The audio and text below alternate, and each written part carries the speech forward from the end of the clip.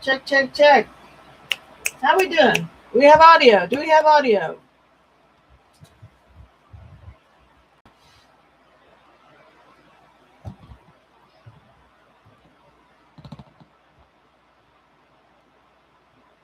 Well, that just doesn't look like it's going to focus. Hello? Well, that's better.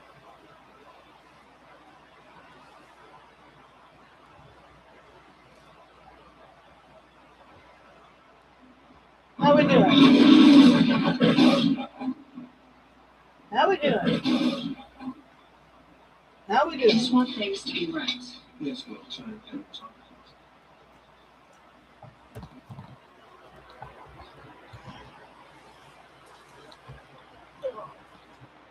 Well,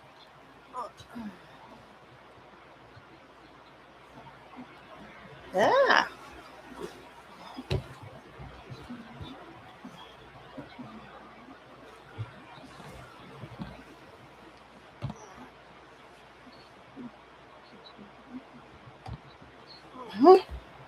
It is not good to have to readjust this every time.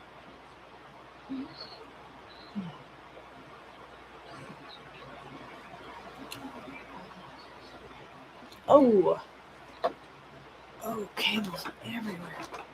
Seriously.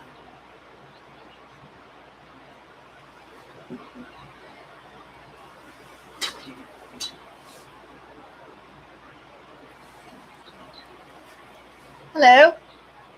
How's my audio? How's my audio?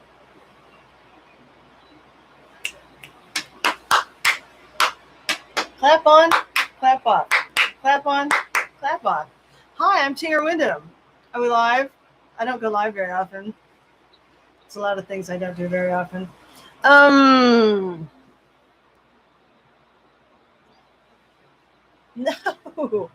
See, not very good at this. Woo. Gee, I really don't want. My desk. Not too thrilled with this yet. I suppose that's about right. Check, check, check, check. Hello, I'm Tinger Windom. This is January 4th. It just tripped over into tomorrow, but also known as midnight. We're 4 days away from David Bowie's birthday and an hour away from Labyrinth being shown on COMET TV. Would you care to tune in on your broadcast television TV set to COMET TV? It'll be on in an hour. I'm tuned in to COMET TV. Right now they're playing, can you guess? The Outer Limits. Good show. Actually, very good show.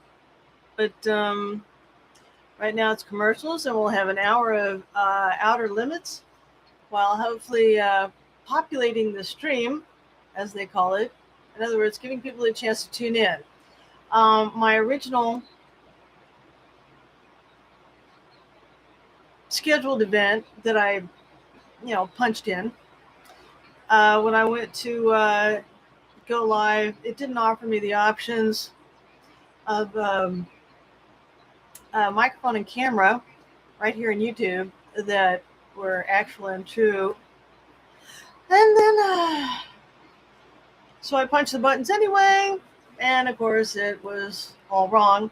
So I had to do another one. So whatever thumbnail or notice that I had about this upcoming event, it disappeared. And, I've been a victim of that myself. Go somewhere and wait for somebody to come online or go live. And then I had 20 minutes go by, and it's like, you never came on. And you refresh it, and you find out they're maybe not at a different location, but a different stream, like a parallel universe, for lack of a better way of describing it. But these things do happen, and now I've just figured out why it can. So anyway, that's YouTube isms. So anyway, it would be nice if somehow searchy, worchy YouTube stuff would go about and people would see, hey, Labyrinth watch party. Woo! Cool, right? But I'm going to do a Labyrinth watch party, and I'll be able to do this when it's on the TV here. This is broadcast television. When it's the Labyrinth movie, I'll be able to hold that up for a few seconds at a time here and there.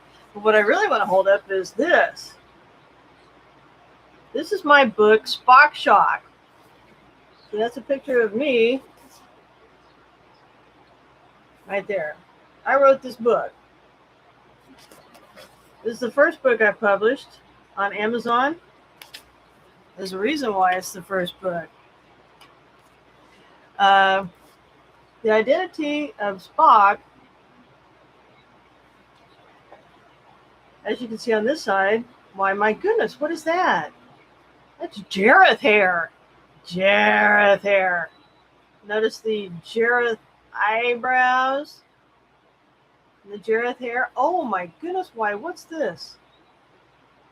A white owl and a little labyrinthy type.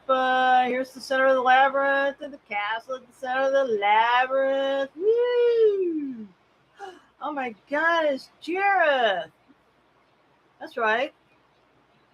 The key to understanding my book, Spock Shock, is watching Labyrinth. Or the key to solving the labyrinth is knowing about Spock.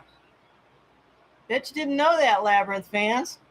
Who's the real identity of Jareth? He's real, and I wrote about him because I know about him. And he has multiple identities. Namely, everybody's favorite alien. Who's this guy? Why did I do this collage of identities? Why, what's going on down here? There's a Star Trek uniform and a Star Trek badge. What's this Star Trek? Is this Star Trek? Yep, that's a Star Trek. That's a Star Trek uniform too. Which Star Trek uniform is this? Well, there's a lot of questions to be answered, and they're here in my book. But first, we're going to start out with the basic. Why is Jareth over here? Why is Spock over here? What have the two got to do with each other? And why did I put in the tagline for this show, 4 Horsemen of the Apocalypse? What is Tinger talking about? Tinger says to herself. Anyway, but yeah, this Labyrinth this Labyrinth party has a great deal to do with, has everything to do with my book, Spock Shock. So, we're just going to be populating the stream, waiting for people to come on. It would be nice if you would be here. I'm going to do this anyway, like I wrote this book anyway. Didn't need anybody to help me write the book. But it would be nice if, people in Canada, Mexico, UK, I already found out. COMET TV is not broadcasting the same schedule, even though it can be found on the internet. Well, I don't know. That's part of the deal, is being able to go to COMET TV online from your computer or phone and go to COMET TV, and you see the schedule and you see Labyrinth, and you can click on it and it'll go to a page dedicated just to the movie Labyrinth that they're going to broadcast, and you can hit watch me. I don't know if I made that clear in the description box because, like I said, the original one I wrote went wonky when I went to go and do it, and I had to make another one off the cuff, and I might have left some stuff out. Sorry about that, but I didn't leave the link out, and the link is not live. It's not hot. I wrote it out. I wrote comettv.com/labyrinth/ nope, comettv.com/program/labyrinth/ something to that effect. Pretty close. Just go to Comet TV programming. Find the movie Labyrinth on at 2 a.m. That's 2 a.m. Eastern time, and click on watch now. Yeah, watch now, and you can watch it. Watch it when the rest of us are going to watch, or start early. That's fine. The purpose of this show is to be able to align with people who can just walk over to their television sets, tune in Labyrinth at Comet TV at 2 a.m. Eastern or 1 a.m. like we're doing here in the Central Time Zone. And the whole thing should be happening at the end of this episode of The Outer Limits that just started. So we've got a while to populate the stream. Could familiarize you with my book. Could familiarize you with the background. That's a lot of fun. Clap on, clap off.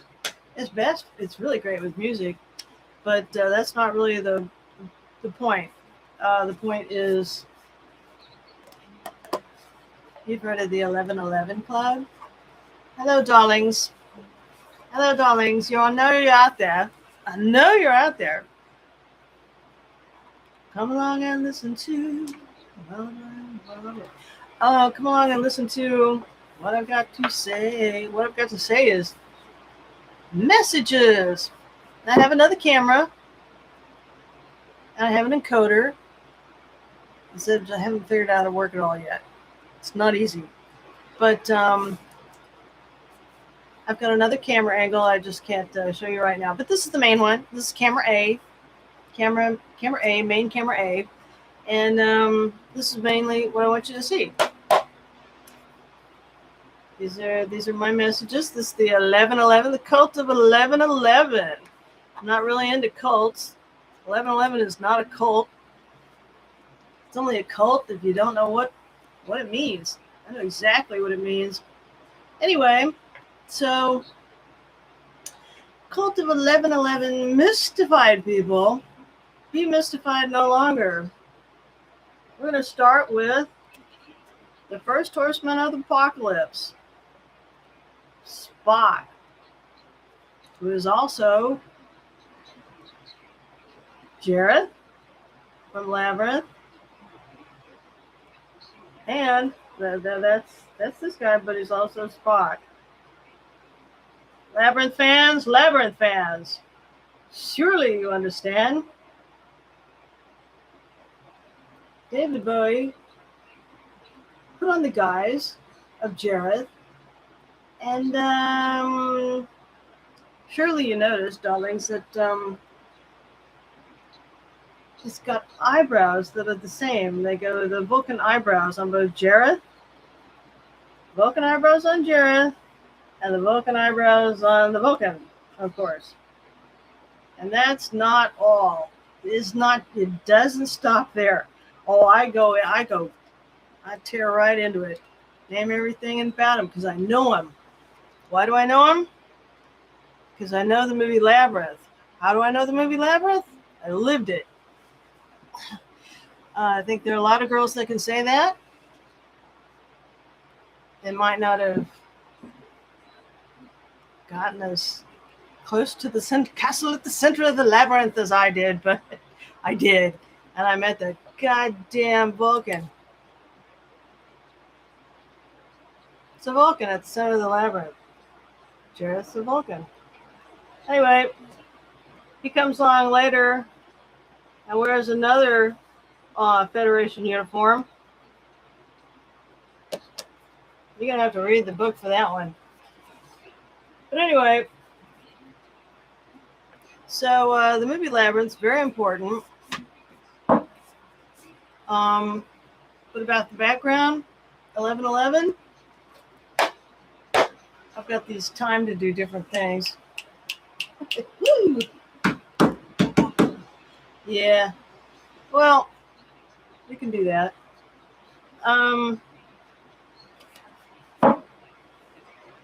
But yeah, 11:11 is not the cult. It's not a mystery. It's always been here. It doesn't mean good things. Oh, 11:11 on the clock. Oh, whenever I notice it, something good always happens. Okay. Well, can be. It means a couple different things. We'll get into it. The whole show. My show is called Messages. I can't even show it to you. I've got a neon sign here. Right here. It says Messages. That's the name of my show. You've tuned into Messages. Right now, we're hopefully populating the stream and on our way to broadcast time of the movie being aired called Labyrinth. A movie made in 1980, credited as being made in 1986, starring David Bowie in the role of Jareth, the Goblin King, and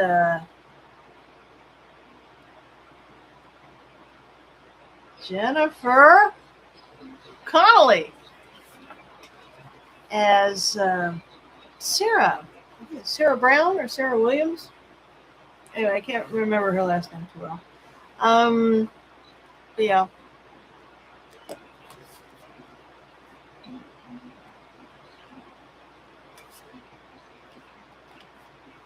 Going to be airing on COMET TV. You can tune in your television, or you can tune in to go to comettv.com and find their schedule.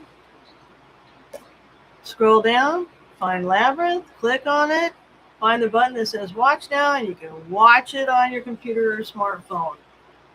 Okay, but for you people that just want to tune in on your television and have Tinger TV, Tinger TV. My show is called Messages, but we haven't got that up yet. We haven't got that going on right now. Tinger TV, Tinger Show Messages. Well, anyway, we could be on your phone or tablet right now, or your computer, and you sit there and watch television at the same time, or two screens open in your computer viewer screen on your phone or whatever. Anyway, I know you can do both at the same time, and you probably watch television like anybody. Did you know Labyrinth was going to be on? Labyrinth's been showing on, been broadcast on television for like over a decade now. Just a long time. It was like, wow. I remember what I used to feel like when Labyrinth came on a Sunday afternoon. I was like, ah! You know, now it's like, it felt awesome. Shock. Anyway, I had to solve and reveal the mystery of who Jareth is. And in my book, that's what I do. That's rather shocking. But this is the first Horseman of the Apocalypse.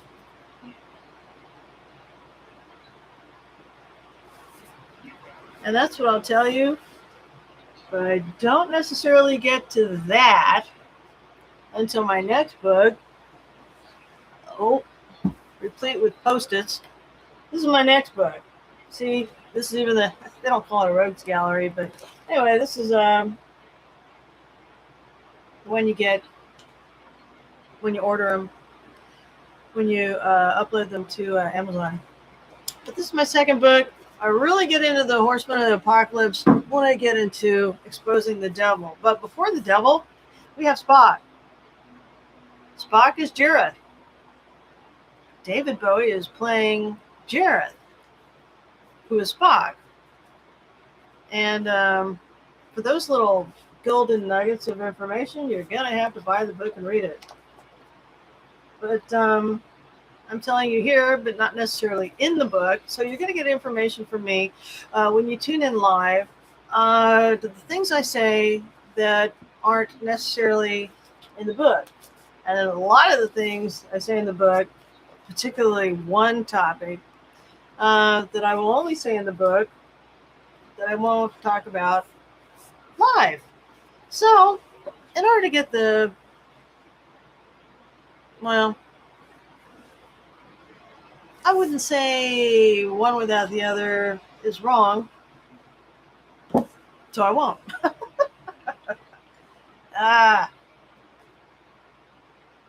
Yeah, if you're going to do complete research, tune in and read Spock Shock. Why is it important? Well, it's the first Horseman of the Apocalypse. The first Horseman of the Apocalypse I write about more extensively in that book, the second book. So we're just let's do baby steps. This is quite enough. I mean, it's complicated. We got Jareth. We got Spock. Oh my goodness, what's this? Another uniform. Another Federation uniform. One that's kind of blue and purple. The jumpsuit, and this is what the emblem. We didn't have a Star Trek Federation badge. We didn't have this badge. Are these 1, 2, 3, 4 vertical lines? 4 vertical lines? What Star Trek series had badges that look like 4 vertical lines? Anyway, we're going to have lots of moments like that in my show, because it never ends. It goes on and on and on and makes perfect sense, and there'll be profound truths. So, speaking of profound truths, I know who the first Horseman of the Apocalypse is, and there's a whole movie made about him, and his particular preoccupation was stealing children. That's right, Jareth. Spray here. Spray here. Vulcan eyebrow. Like wisps. Off of a... You know how owls have their eyebrows do that? Yeah. So anyway, there's a lot to be said about owl symbology. Namely Bohemian Grove. I got Bohemian Grove in here. Oh boy. Anyway, this was my first book. Not the best edited, but I did it all myself. Loaded it up to Amazon. And I have 4 books. Spock Shock, that's for Labyrinth. My second book, X-Files, The Double Star Hidden in a TV show. This is specifically going to be done. Oh, here's my picture. Woo! Here's, Anyway, this goes hand in hand with episodes of the X-Files. So that's the second book, and that's about the devil. And the rest of the Horsemen of the Apocalypse is explained, because the devil is the second Horseman of the Apocalypse. Da, da, da. And then enough with the Horsemen of the Apocalypse. Here, my third book. My fourth book. There's another one. It's a picture book. do this in order. Third book. Excuse me. Prop malfunction. Prop malfunction. Beep, beep. Okay. Yeah, sound effects. This is the third book. This is Pictures of the Devil. And the first, second, and third horseman. First, that would be Jareth. Second, the devil. And the fourth horseman of the apocalypse that I found in photography, astrophotography, NASA astrophotography. So I write about false prophets and images, and that's why I put it in a big picture book. Okay, so that's the third book. And that wraps up the Horsemen of the Apocalypse, or how far I'm willing to talk about them anyway. And then for my fourth book, I go to the Antichrist. Ooh. Can't even see my name down here. Wow. There we go. Let's get some light on there. Yeah, well, it's a very horrible book. Maybe that's why it's dark and you can't see it. That's horrible. The Antichrist. I titled it The Antichrist Apologist because there's a person that I believe is an Antichrist and an apologist. And this one follows, for all intents and purposes, well, I name many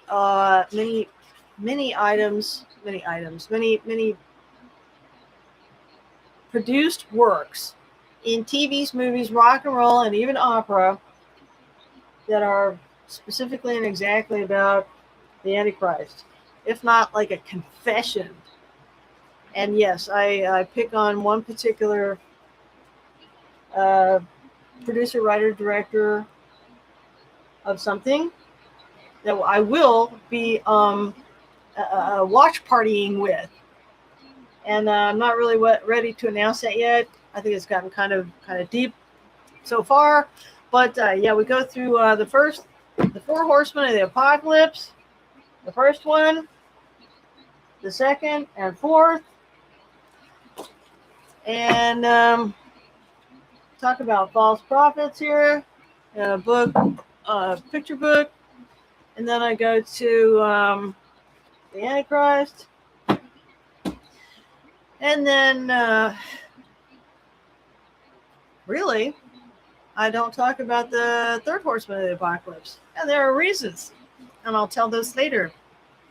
I'm not really a bag of mysteries as much as I'm a bag of exposing mysteries. And how are we going to expose mysteries? With messages. Never-ending messages. And that's called going live and talking, streaming. And yes, so I don't have to have these light up. I could just, pulsing. I don't have to pulse. I have to do some resetting and stuff. But basically, this is the set. And I have another camera and other ways of streaming, which I'll be getting around to if I can get everything put together. Okay, so we're still watching. Oh, that's a commercial? Ugh. It's a commercial about what. Jibbity jabs. Horrible. Anyway, yeah. We're going to watch Labyrinth coming on in almost half a tick here. We're going to watch Jareth, and I will explain that he's also Spock. How many Labyrinth fans knew that Jareth is Spock? Who knew that Spock was real? I can explain to you his origin, where he came from. How did he meet Gene Roddenberry? It's a very interesting story. And how Star Trek actually truly came about to be a show. It's all very unusual.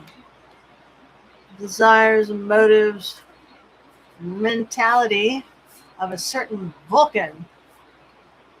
Right up there, the same as Jareth, as played very elegantly by David Bowie.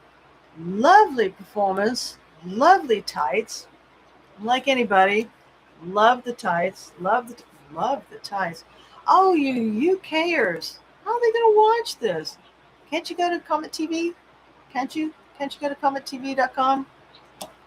You've watched it a million times. Oh, UK fans, they love this movie. Anyway, a beloved movie. I Tinger Windom, am going to get to commentary about the true identity of Jareth. The true identity of Jareth is Spock. The true identity of Spock is an alien who is real, who met up with Gene Roddenberry, and Star Trek principles and ideals started with this guy, and he's like meeting up with Gene Roddenberry. We got some origin story. No, okay, maybe it's too much. Read the book. I guess it comes over you a little bit easier. I'd like to make it easy. I mean, I am sitting here talking to you. Should make it not uncomfortable. But sometimes you just can't say everything you need to say. You have to, post some messages out there. You can't just drop a data bomb. What do they call them? A data load, data file, huge data file.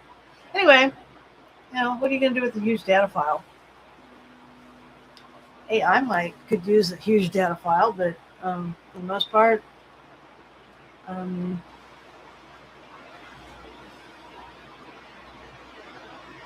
are you going to do with a huge data file? Just be overwhelmed and no, I don't want to read that. Okay, so we'll go together. We'll watch the show together. We're just populating the stream. Could you say something in chat? What do I have to do? Call up my friends and say, hey? Just show up and say, just type nonsense. Somebody. Well, I was thinking of popping some popcorn, soda pop, popcorn, some, little candies. And do like anybody, have a nice fizzy drink and a salty snack. And join me for watching Labyrinth on Comet TV, 2 a.m. Eastern Standard Time, 1 a.m. Central, midnight Mountain, 11 p.m. Pacific. Wow. Things like that make me ask, who made up time zones? Why is that relative to Spock Shock? Believe me, it is. I'm on edge every time. It'll never go away. Anyway, watch the flashing lights. Fun for everyone.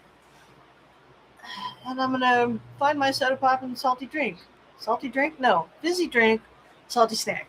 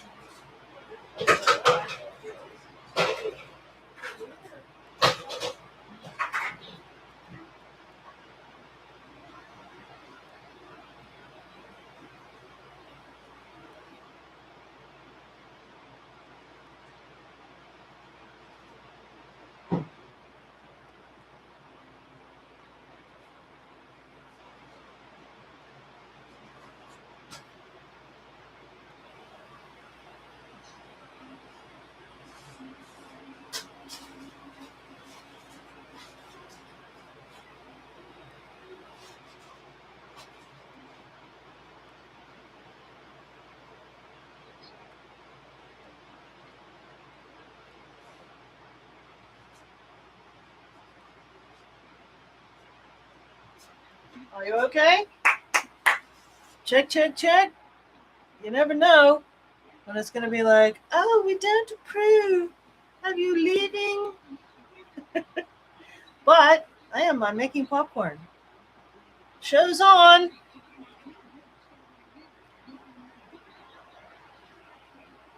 At top of the hour. Top of the hour. Top of the hour.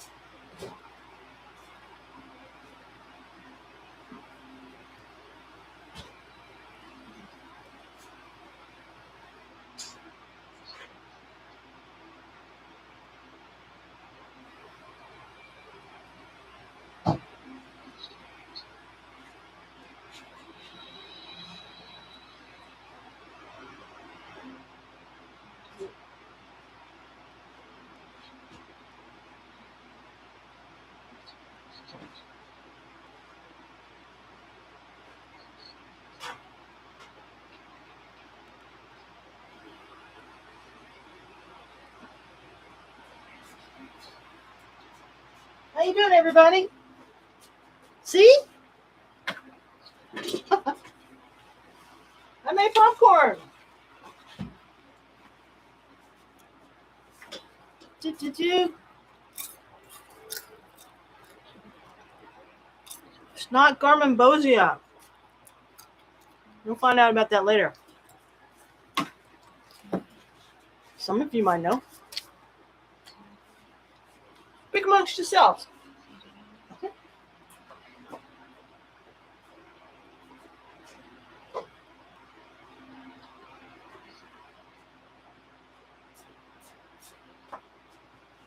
So anyway,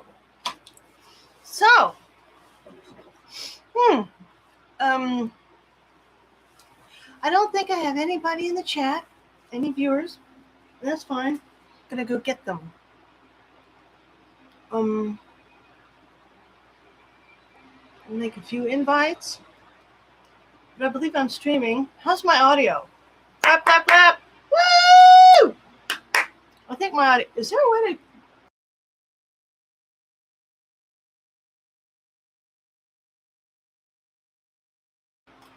Okay, click the audio back on. I think now I have audio, and then I didn't. Anyway, this is popcorn. It's not Garmonbosia when you pop it in ghee. Yes. It's still a little hard to take without something delicious. I can help. But yes, Garmonbosia. It's creamed corn. Anything corn. It was what is it? Garmonbosia from David Lynch movie Fire Walk with Me, where Garmonbosia is creamed corn. It's also in Twin Peaks, and it represents torture. Torture. I'm like, I'm here to tell you, popcorn is torture. Corn is torture. But I pop my popcorn in ghee, which is clarified butter, the stuff that they eat lobster with. It's just clarified butter. And some people pour butter all over it. I find that soggies out my popcorn too much. I just pop it in clarified gut butter and makes it all go down very smooth, no torture. I like popcorn like anybody else. Okay, maybe. We still got some time. Eat our popcorn. You can too. Can go get your salty snacks. Wow. Everybody knows corn, fresh corn with butter on it. It's delicious. Oh. Okay. All right, popcorn. So, the alien Spock is Jareth? Oh my God. Yeah. Let's have a good movie. Maybe I'll go and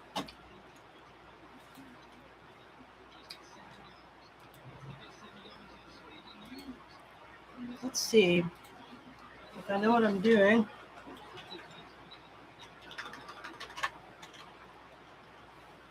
Maybe I do, maybe I don't.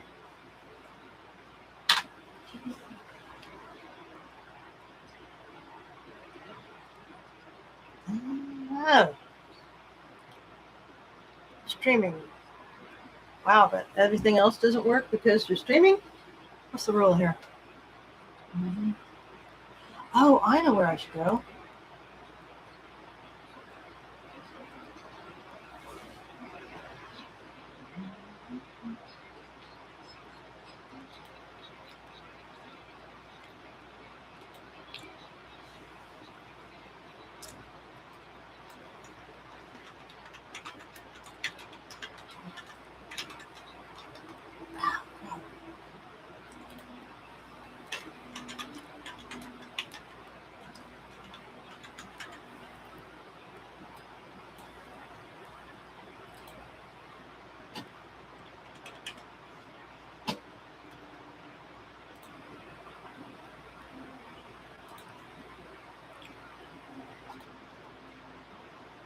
No, still.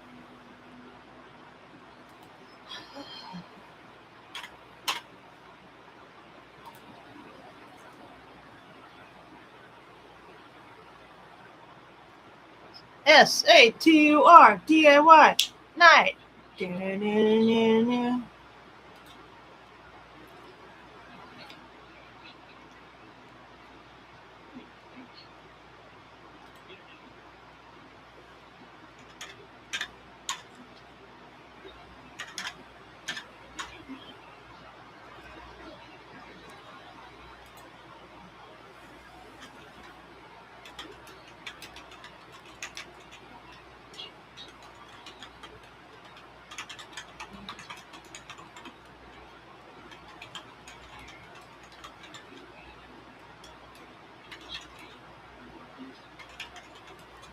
Clear.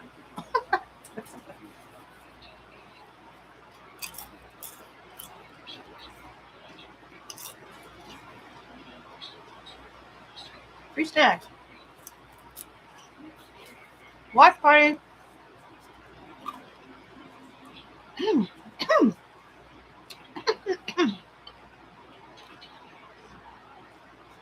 Could be dangerous.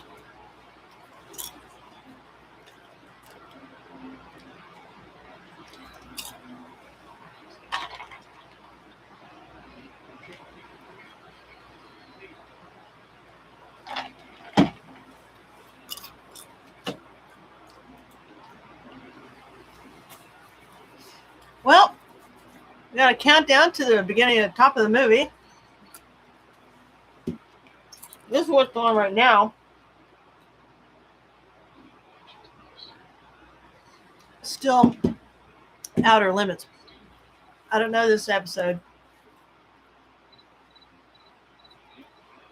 I usually know quite a bit of them. But I don't know this one.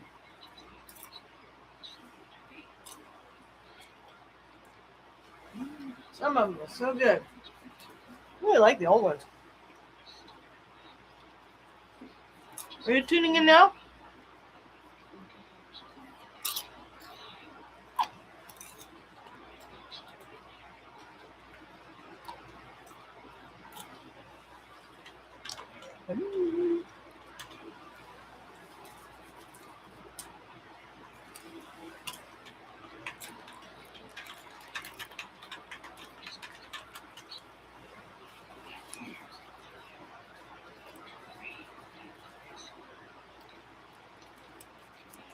Oh. Oh. Oh, man. That's the thing about popcorn. I have to clean up the floor.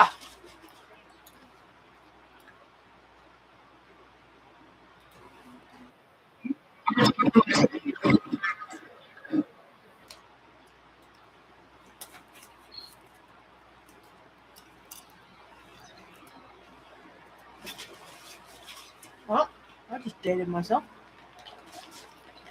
No, I did not.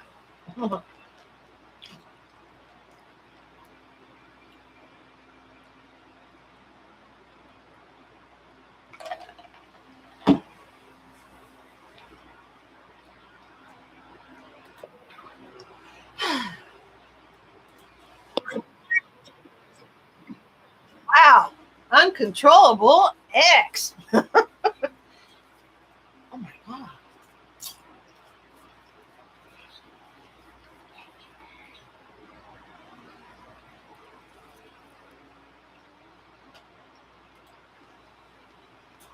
We're getting close. Movie hasn't started yet. The show Outer Limits is still ending. Outer Limits. See? Comet TV.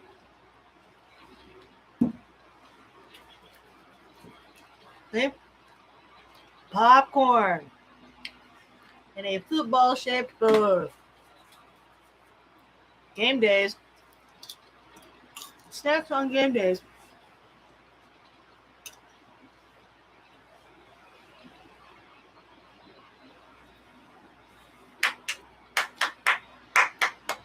Fun. It'd be nice to make it fun. But the 11/11 cult, for all you darlings out there,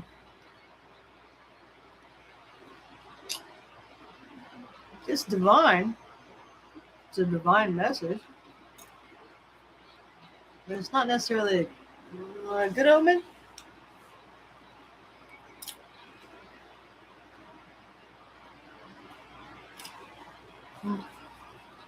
Anyway, the better off my fingers. Coming up at the top of the hour, 5 minutes away, Labyrinth comes on. The reason I'm hosting this watch party is because I say Jareth is Spock. I know he is. That's why I wrote this book, Spock Shock. I am Tinger Windom, and I'm hosting a watch party of the movie Labyrinth. The movie Labyrinth is coming on COMET TV, 2 a.m. Eastern Standard Time. 11 Central. No. This one's hard. 2 a.m. Eastern, 1 a.m. Central, midnight Mountain, and 11 Pacific. There you go. Took all my brain power to do that.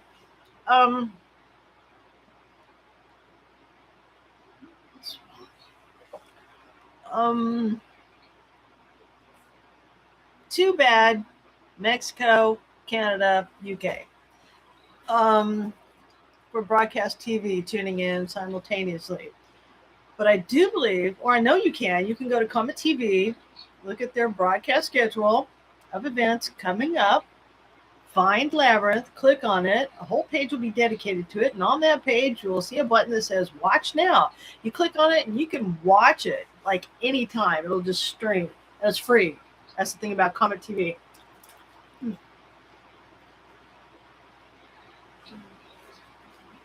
So, I think that's a way you can solve the problem of being unable by being in Canada, Mexico, UK, or something. You're not able to tune in COMET TV on your television. Well, you can tune it in on your browser. Just type in comettv.com.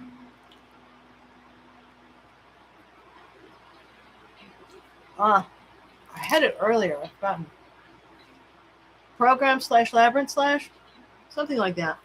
You can find it. I know you can do it. You speak English, eh? I think Labyrinth fans speak English. And definitely some fans out there that speak other than English.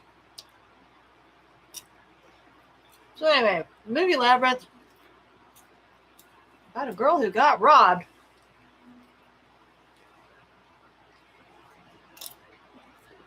Of her child. A kidnapping. By a guy that habitually steals children. An alien who habitually steals children. Coming up in just a few minutes, the movie Labyrinth watch party. That's right. We're going to sit here for what's probably a little bit more than 2 hours. We're going to watch on television this station that you see, whoops, over here. When this show's over, we're going to get David Bowie and Jennifer Connelly in the movie, the 1986 movie, Labyrinth.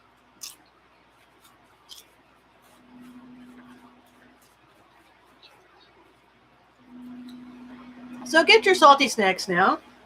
Get your fizzy drinks.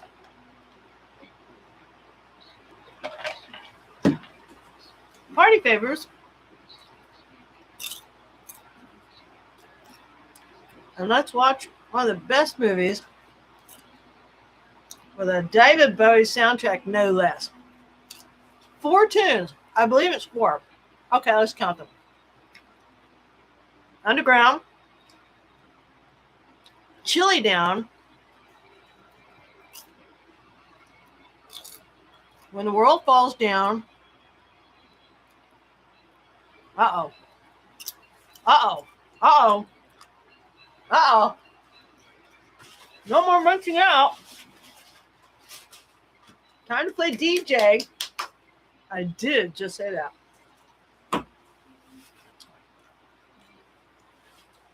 Aha.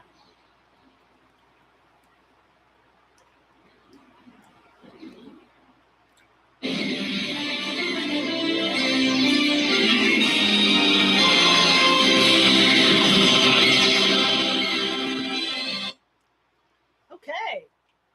What fun. That screen isn't fun. Who cares about that?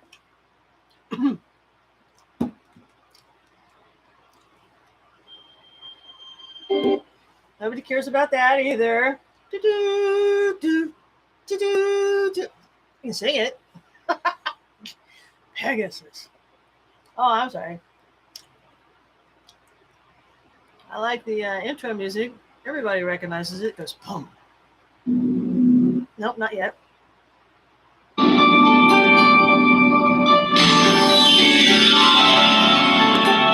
Okay, that's right. Jim Henson film. It is on. See? I'm not joking. You can watch this movie. Ha-ha!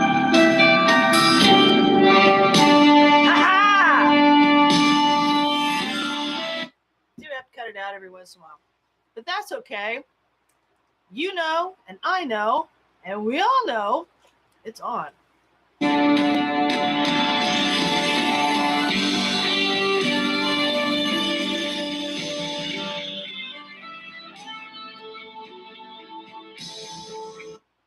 Okay, we're waiting for that line that says...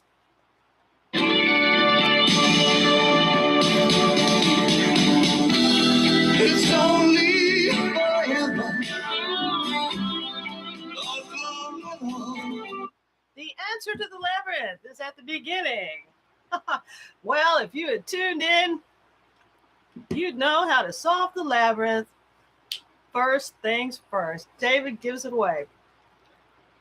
Now I tell you that he gave it away. Anyway. No love injection. Well, we just can't play very much of it for very long. And I'm just now, this is like the first time I've ever done this. Woohoo! Woohoo! Not fun. Okay. You can't show it and you can't hear it for more than a few seconds here and there. Anyway.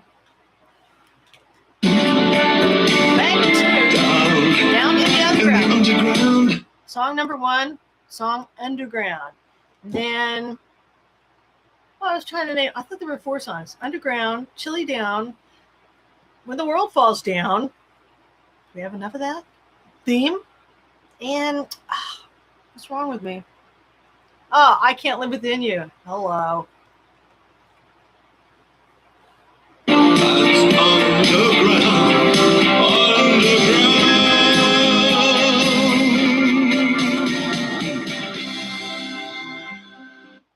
Okay, next we have Jennifer Connelly coming in, rushing into a garden. She's a young girl, and she's obsessed with and lives in a world of fantasy. And she's hooked into this particular myth right now. Who knows where it came from besides Terry Jones and George Lucas? For my will is as strong as yours, and my kingdom is as great. That's right, Jennifer Connelly. What great lines. Anyway, battle of wits, battle of the mind.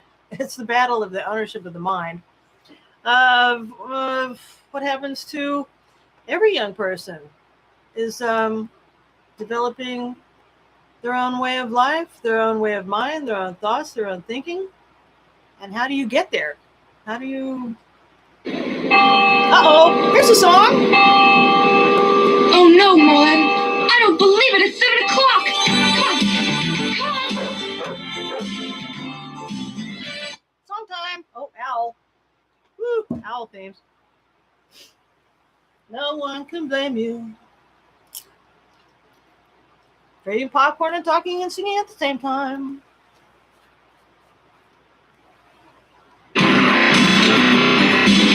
That's not good, Sammy.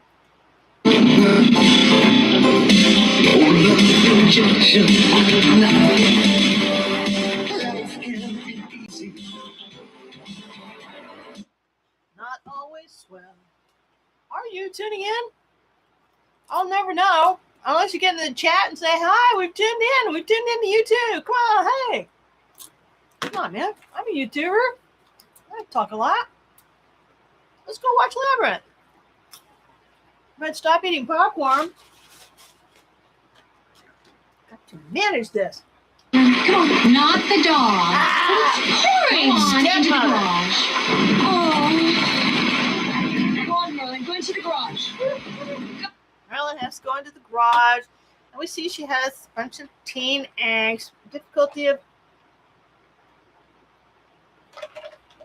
getting on with a father that doesn't pay any attention to her. Transgressions of the stepmother against the daughter happen all day, every day. Father's oblivious. I mean, this is a freaking biography for a lot of people. Oh! Popcorn. Having my own party. Just me and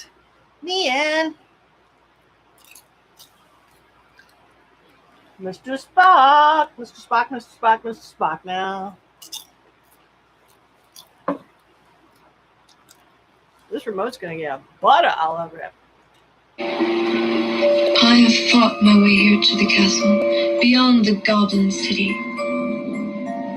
to take back the child that you have stolen. Sir? Well, I don't know. Who would know about that?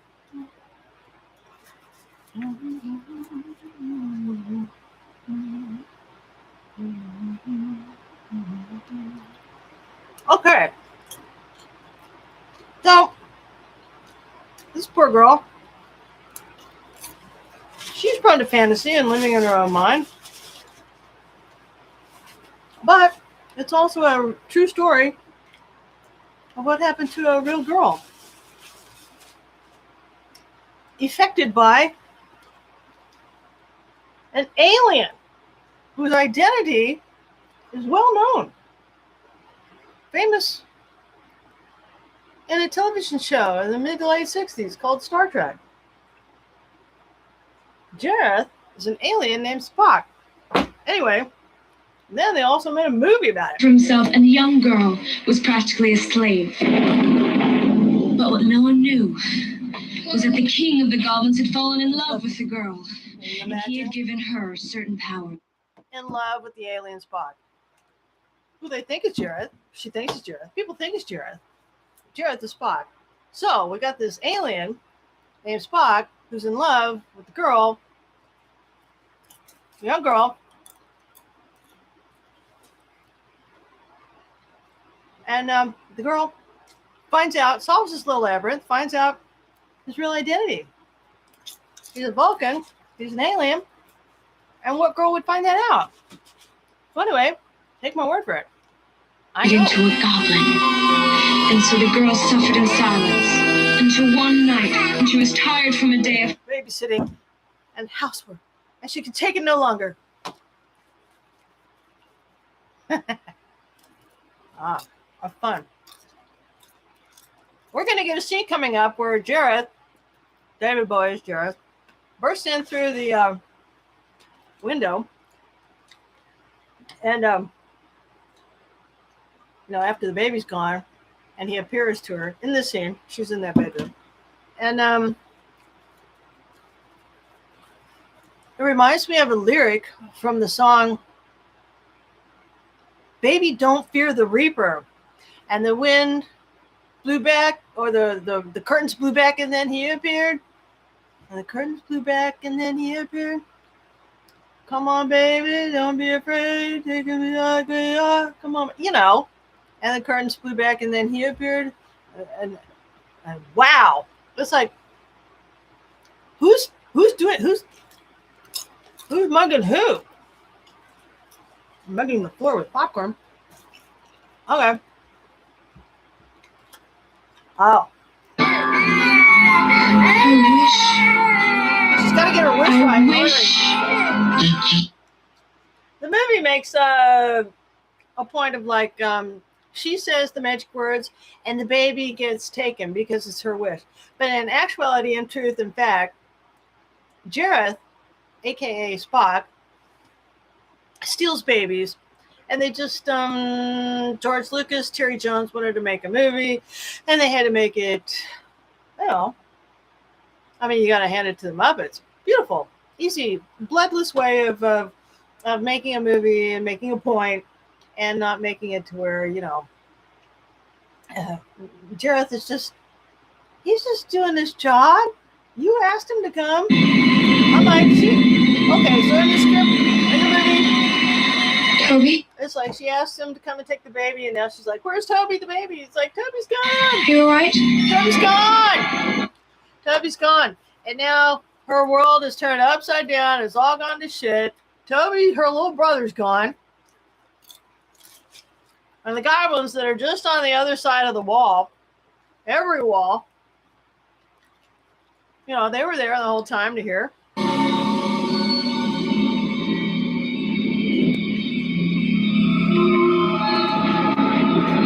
Uh-oh. About to get that entrance, that famous entrance. Let's see if I got this loud enough? Oh, it's so exciting. So marvelous. Huh. Anyway, a lot like the Grim Reaper. Weird.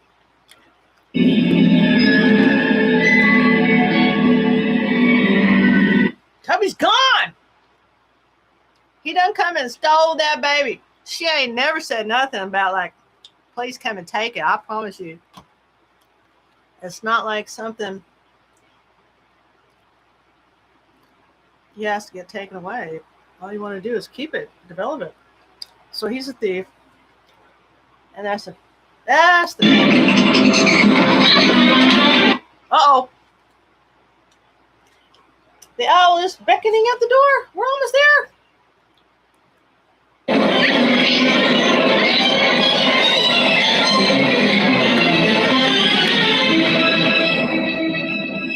There he is. You're him, aren't you? You're the Goblin King. I want my brother back, please, if it's all the same. What's said is said. Uh-oh. I didn't mean it. Oh, you didn't. Please. Where is he? You know very well where he is. Please bring him back. Please. Oh, this is terrible. Oh, we have to take a break every few seconds. Don't worry, the scene goes on. David's looking marvelous. Your toys and your costumes. Forget about the baby. I can't. I've brought you a gift. Oh, yeah, he tries to buy her off. Just forget about it. Here is everything you always wanted to know about the darkness of your dreams. You know you had them, but you don't remember them. Don't you want to remember them? You want to remember your dreams, little girl, don't you? Here's how you... For an ordinary girl who takes care of a screaming baby.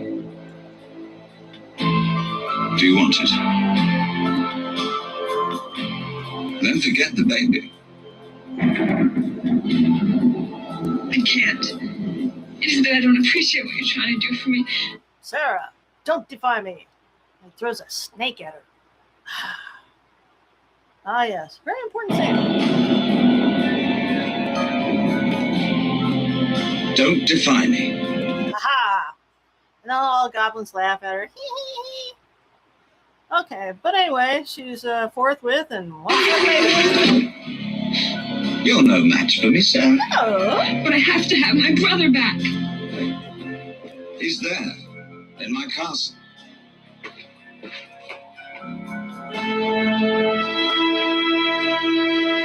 Do you still want to look for him? Is that the castle beyond the Goblin City? Turn back, Sarah. Turn back before it's too late. I can't. Don't you understand that I can't? What a pity. It doesn't look that far. It's further than you think. Time is short. Time is what? Time is what? Time is what? Ah. Let's go for an alpha. Forever. Such a pity.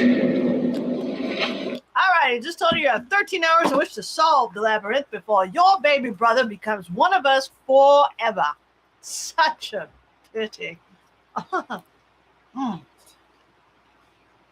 Well,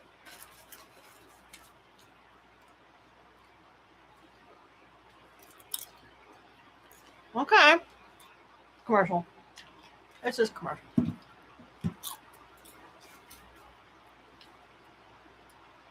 What girl? Who is that girl? Why would they pick on her? Why is he picking on her?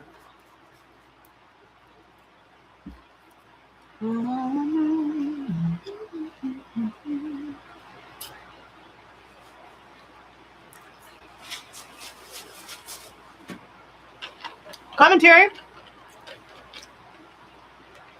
Anybody? Popcorn? Salty popcorn? Fizzy drinks? Am I all alone?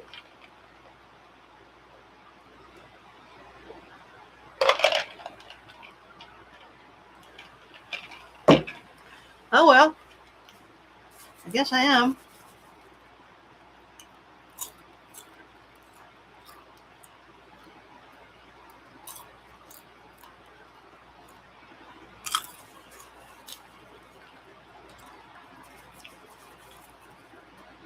Oh well, commercials.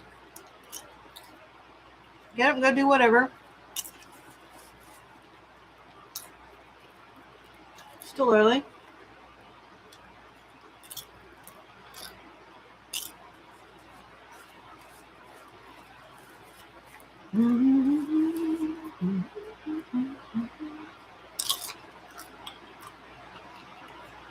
Well, let's see. The Labyrinth. Determination. This girl rushes into where fools rush in where angels dare not go. No angel would go in there.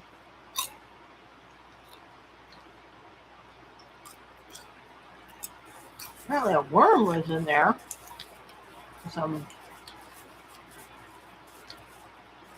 talking rocks and some people who live in other dimensions. And that's just the movie. I'm talking about who really lives in the labyrinth. Da-da-da. It's only forever.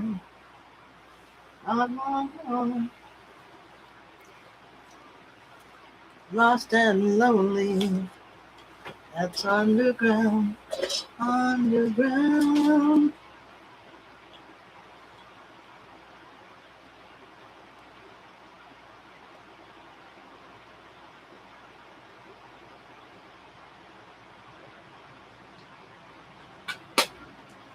It's only forever. Not long at all.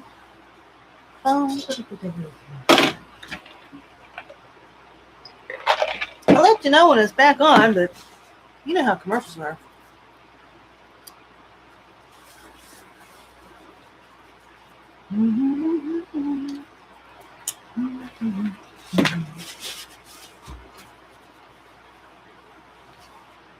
Uh-oh. Into the Labyrinth.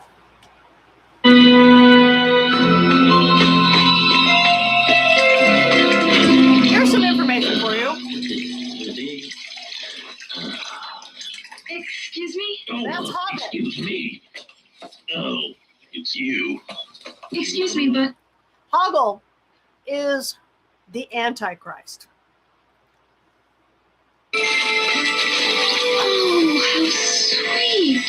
57. How could you? Yeah. Poor thing.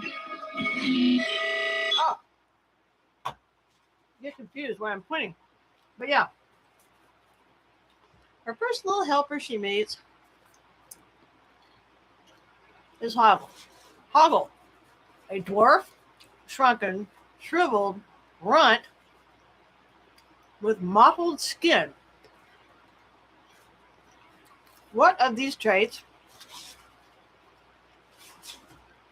and why and why would you call him the Antichrist? Because the Antichrist is short, runt, stunted growth, dwarfen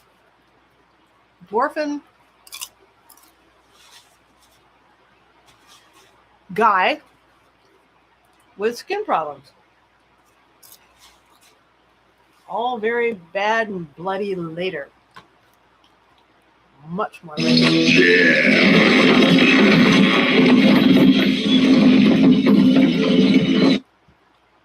You open the door of the labyrinth for her. I can give him that, credit for that. Are you? Yes. I'm afraid I have to.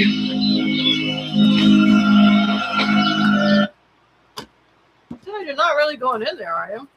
He's like, yeah, I have to. And they have not the best relationship to start out with.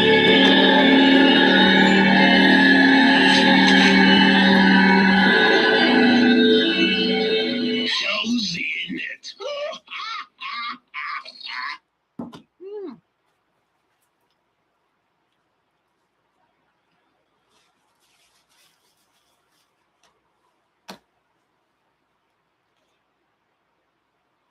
If that's all the help you're going to be.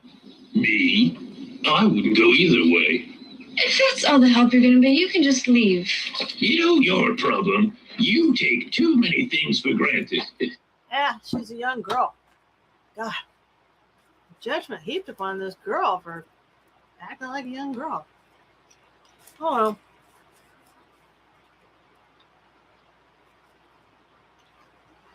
Salty snack anymore? Just one recommendation. Cook it in ghee. You won't even need to have to put butter on it afterwards.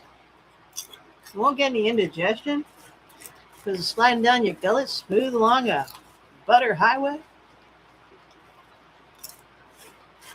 If you don't use butter, it's garmonbosia, man. The stuff of our self-torture.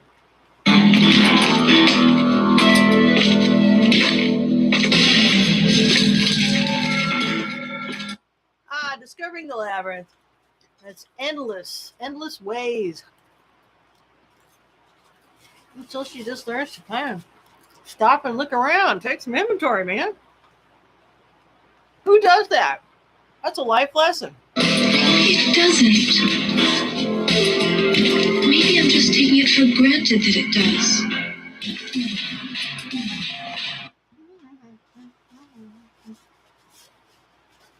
Not easy to figure out that labyrinth. But when you throw girls in labyrinths, and they're young, naive teenagers, I mean, we're talking genius level deceptions, crimes, optical illusions. got one. And this piques the interest of this girl who, if you know anything about Vulcan mindsets, they're trying to be shocking. Big words, big sound. Vulcans are into mind melds. They're intellectuals. They live in their mind. Mind. Huh? This whole thing, the movie, the alien, the Vulcan that you know so well. Jareth is this Vulcan. And this is a story, a movie. Come inside and have a nice cup of tea. About a mind off with the damn Vulcan. And she's just a teenager. Thrown into the pits of hell. Or, as a certain book I know calls it, cast into the wilderness. Oh, it's the wilderness, all right. Anyway, where are we? I need a refill of a fizzy drink. Hey, hang on. Thank you. That was incredibly helpful. Don't go that way. What was Never go that way. Don't go that way. Never go that way. God, when people give you good advice to not go that way, don't go that way. You've gone straight to that castle. If she'd have kept going that way, she'd have gone straight to that castle. That worm was doing her a favor.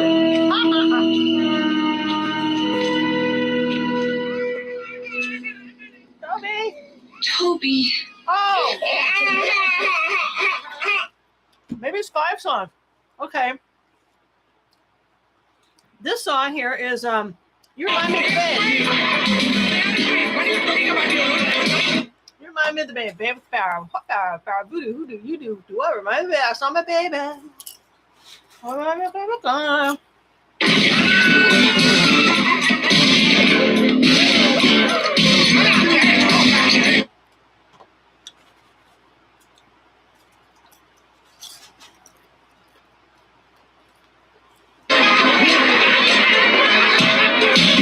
It's a babe. Babe with power.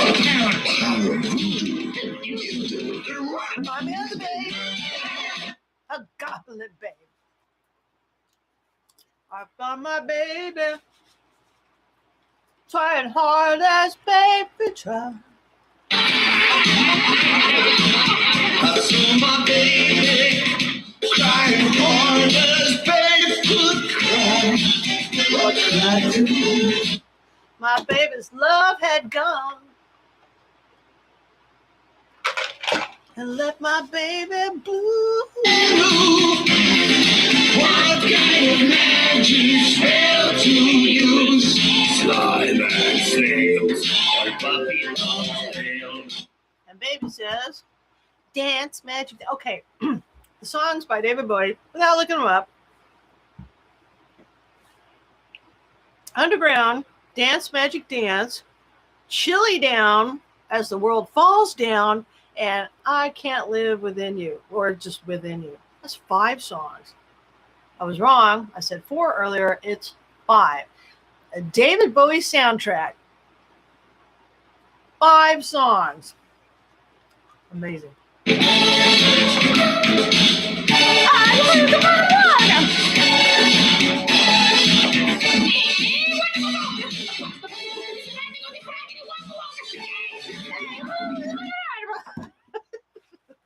I had a lot of fun with that. Muppet fun, man. Oh. It's so unfair. It's so unfair. Right? A horrible scenario that happened to this girl into an entertaining Muppet movie. So bloodless. Well, mother's a figure out about it.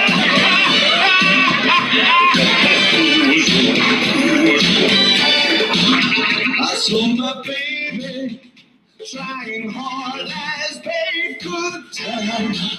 What could I do? My baby's fun had gone.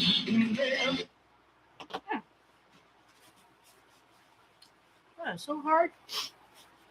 Nobody knew what kind of magic. Thunder or lightning. Then baby said, dance magic, dance magic, dance. That baby, make him pee. I love it. Slap that baby, make him pee. I was watching Labyrinth. Oh, this is like just 2 years ago, and I put the subtitles to read out, so you can read the script on most shows I watch. Anyway, I had it on. I was watching this movie, and the subtitles for this song, when they sing "Slap that baby, make him free," it said "Slap that baby, make him pee." We've all seen misspellings by autocorrect or subtitle services. Well, this one said, "Slap that baby and make him pee." I've been laughing ever since. Oh, it's funny. I thought, of course, it's always been pee. I only thought it was slap that baby, make him free. I was wrong. Why would you want to slap a baby and make him free? You want to slap a baby and make him pee. Ha ha ha ha ha. That's a good one. It's funny watching goblins say, "Make him pee."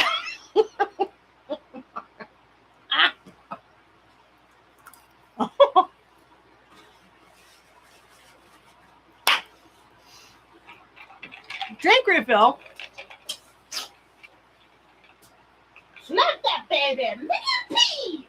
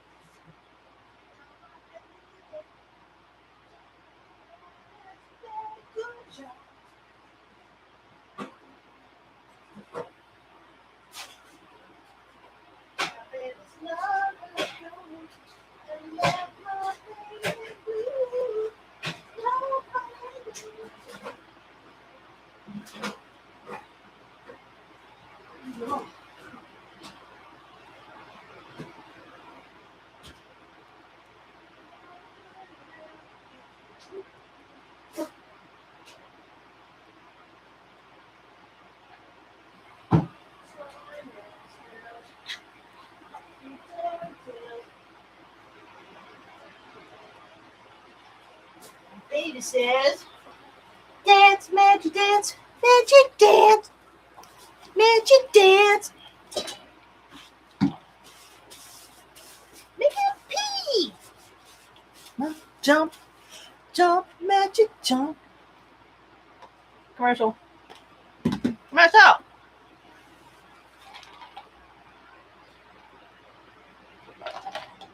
Are you watching television right now? Aren't you usually watching television? Oh, watch television with Tinger.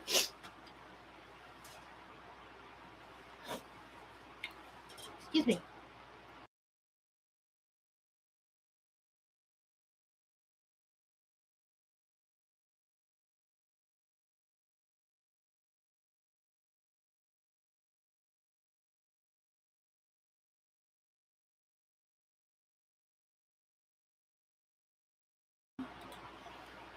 Snot rockets. Jump, magic jump.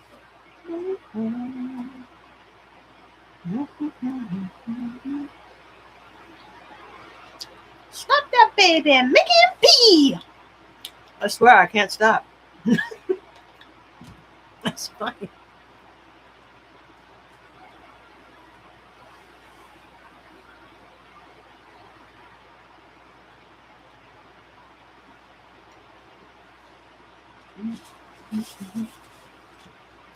Okay.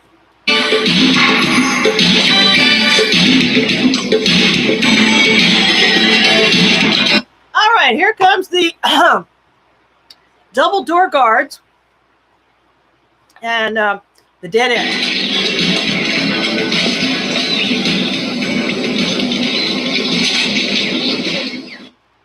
This is the dead end, the double door guards at the dead end, and the dead end is the fourth horseman of the apocalypse.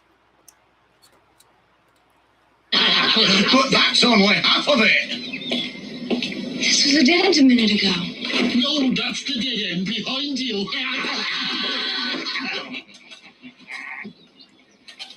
It keeps changing. It's changing. Someone's been changing my marks. No doubt. Well.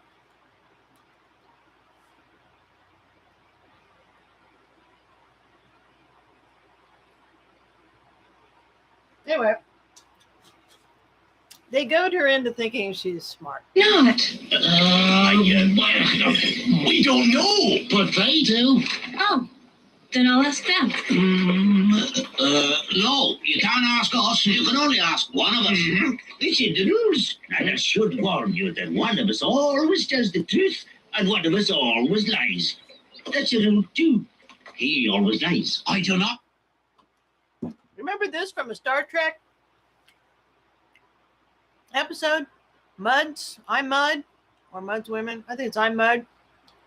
Where they perform like a theater of the absurd, and they get into these logic riddles. I'm telling the truth, but I always lie. Oh.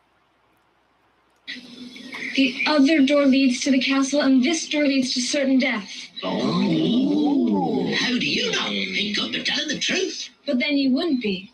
So if you told me that he said yes, I know the answer is no. But I could be telling the truth. But then he would be lying. So if you told me that he said yes, I know the answer would still be no. Wait a minute. Is that right? I don't know. I've never understood it. No, it's right. Yeah, well, folly. And she falls into the oubliette.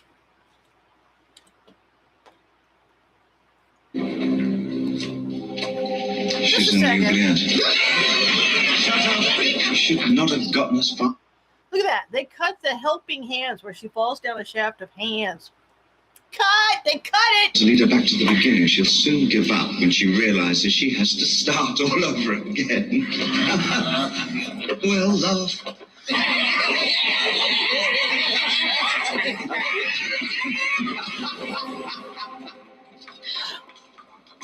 Wonderful, David. Wonderful, wonderful, wonderful. All right.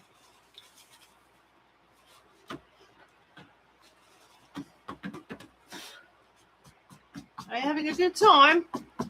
Is this new information for you?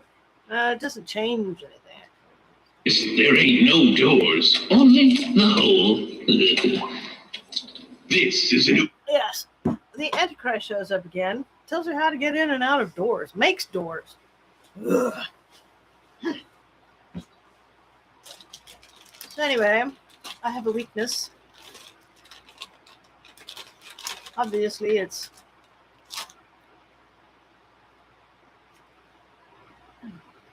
buttered popcorn, but it's also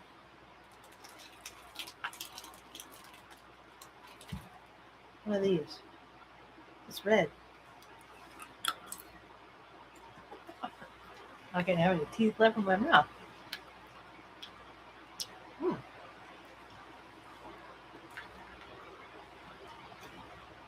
Oh, terrible black oubliette.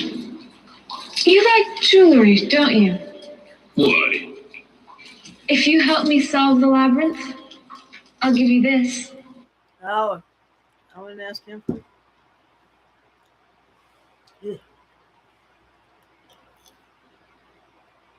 What's that made of? Plastic.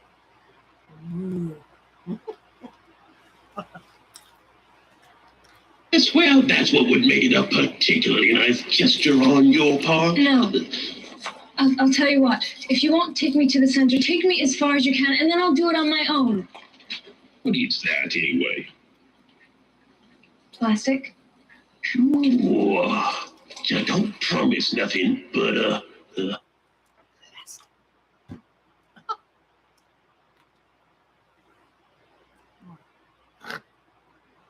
For a guy that hasn't got any skin on his own, these plastic surgery. Plastics.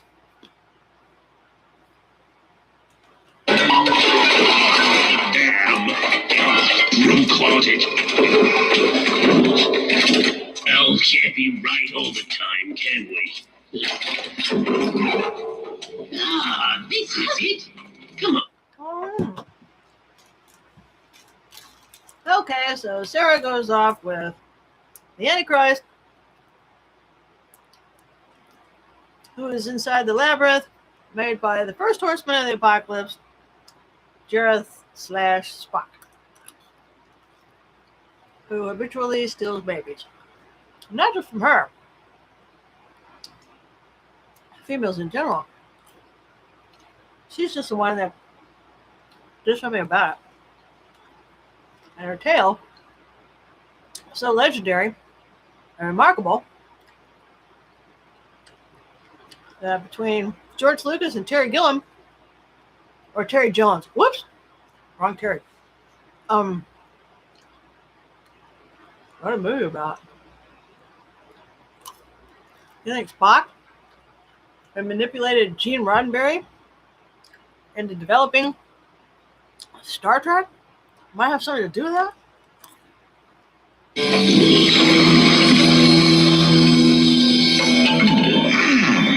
What have we here? Nothing. Tra-la-la. Nothing. Tra-la-la. Your Majesty. Nice surprise. Hello, Edgewater. Hoggold. Let me get his name right. Hogwarts. Okay. Oh, Bowie scene. No, I was taken back to the beginning, Your Majesty. What? I told her. A little trickery on my part. What is Plastic thing round your wrist. Oh, this. Oh, my goodness. Where did this come from? Hegel. Hoggle? Yes, if I'd be forced to land you in the bog of eternal stench. Oh no! Not the bog of eternal stench! Oh yes! How are you enjoying my labyrinths? It's a piece of cake. Uh-oh! Oh. Really? Then how about upping the stakes? That's not fair. You say that so often. I wonder what your basis for comparison. I wonder what your basis for comparison is. I'm really stuck on that line. When you haven't got the baby girls, you don't have a basis for comparison. And when you haven't got a basis for comparison, you don't know the value of anything. We're just swirling around.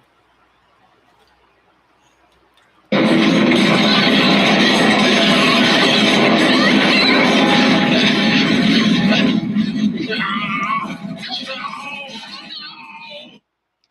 sure got his attention. Okay, so her and Hoggle running around in the labyrinth. Her and the Antichrist. Well, we didn't do her any favors.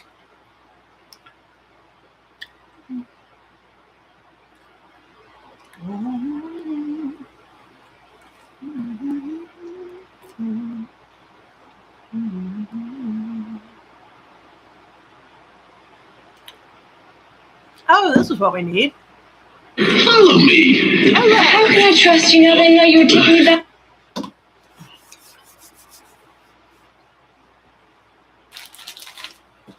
Now that I know you were taking me back to the beginning.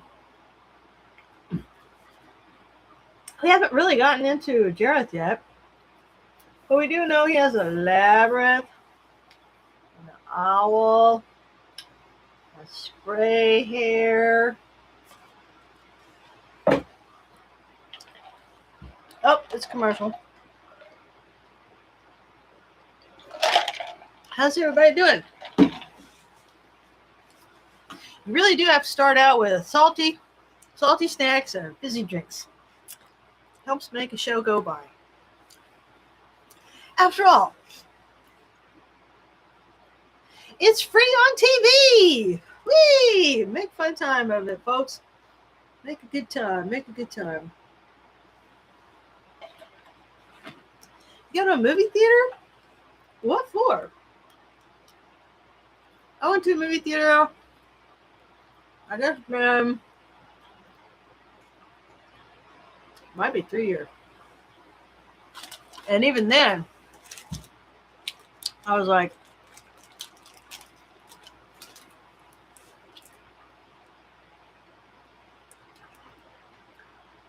I hadn't been in like 9 years.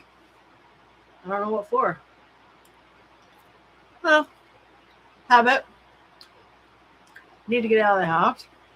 Got a pocket full of money. It's safe.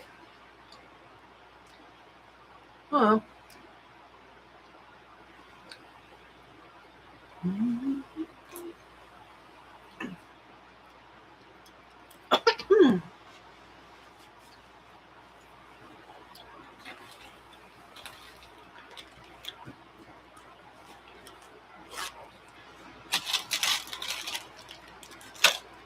I think I might be compulsively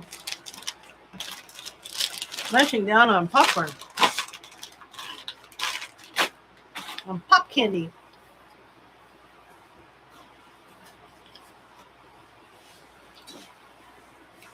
It's possible. But I also have to talk to people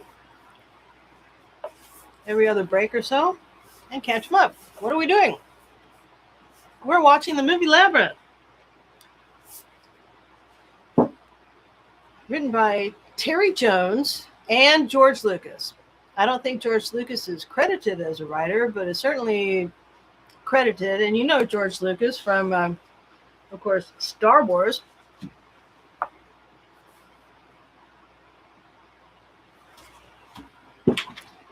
So what's he doing over here? This is 1985, 84.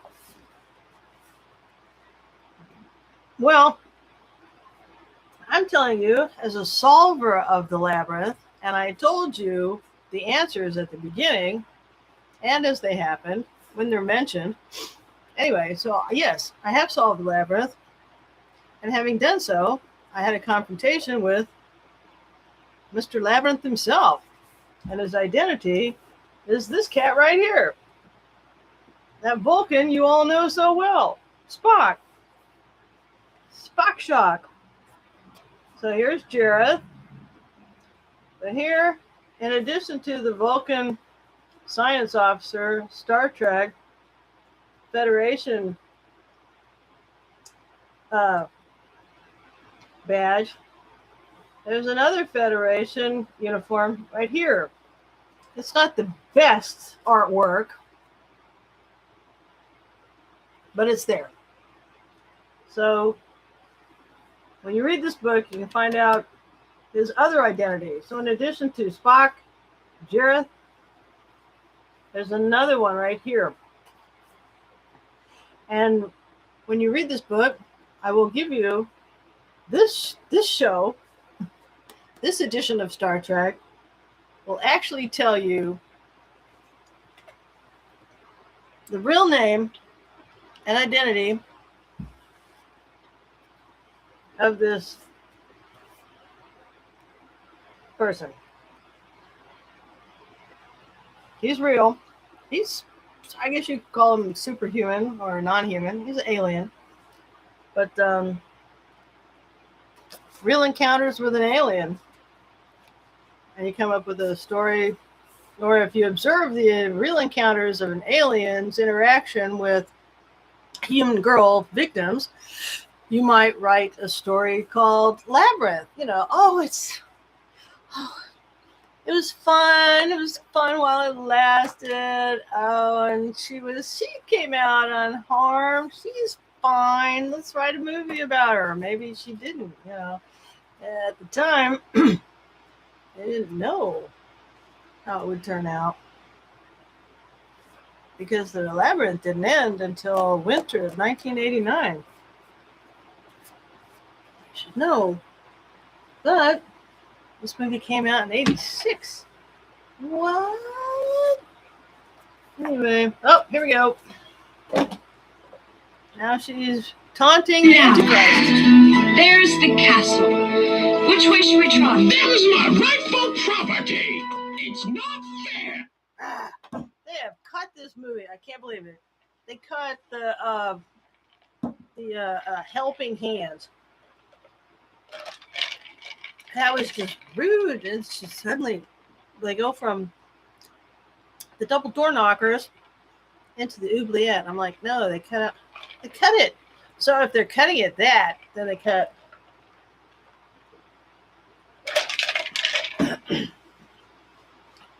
But in other words, it's just not right. I mean, we're lucky to have it, but Enter the labyrinth. Do you know the? It's frustrating. Very frustrating. Yes.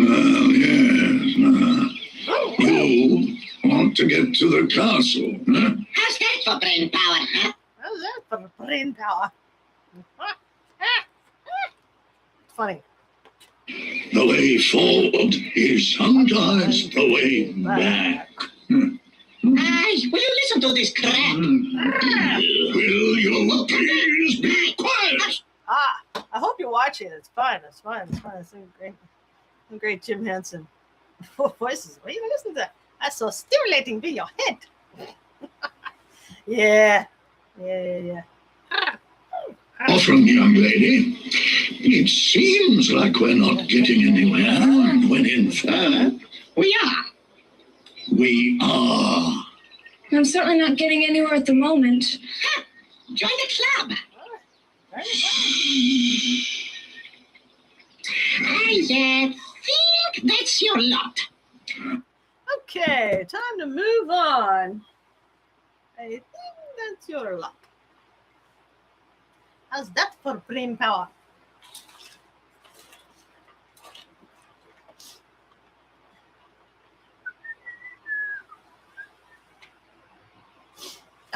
Just my setup, that's all. Chilling, watching Labyrinth. Better not as cable. Whoa. I think that's your luck. Oh, back to the Labyrinth. I think that's your luck. Bar. You may not be much of a friend, but you're the only friend I've got in this place. Do you hear something? No, it's all right. Friend. Huh. I like that. I've never been no one's friend before. Oh! The big. One, yeah. Hoggle is Hoggle's friend. Hoggle? You coward! Well, I'm not afraid. Things aren't always what they seem. Okay, it's time for the big red monster that acts like a dum-dum. The big red monster that acts like a dum-dum is the second horseman of the apocalypse, the devil. The devil is a big red monster that acts like a dum-dum. Here we go. If only I had something to throw.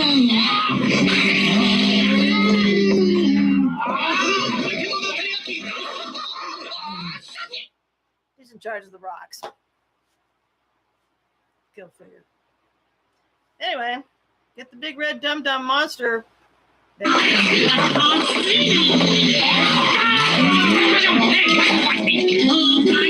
You'll notice in this scene he's being tortured. The fact is he likes torture.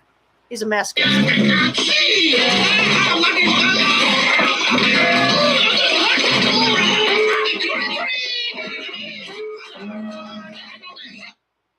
Anyway, isn't this fun? I might have to have this permanently attached to my hand. That and make the remote switchable due to my batting eyelashes or some tongue movement. I bite on something. There we go. There we go. Someone who's trying to help you. Don't you want me to help you down?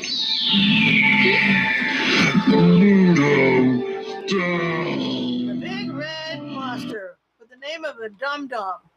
The big red monster. Big fat red monster. The name of a dum-dum. Dum-dum. That's right, I folks. really hope you are what you seem This is to the be. devil. No, he's not. Just hang on. It's the devil. Just a second.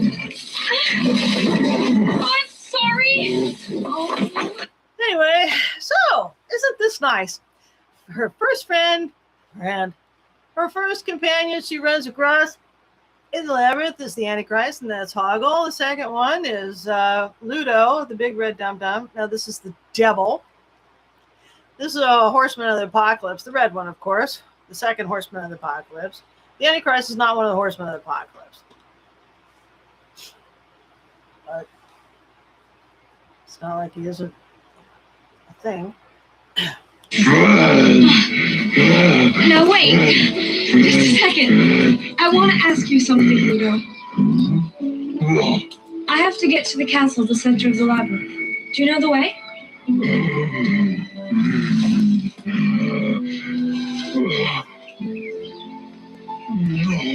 You don't know either? Believe me, Big Red, he's not a dummy. Anyway, he just kind of looks like one. I mean, his reactions are like,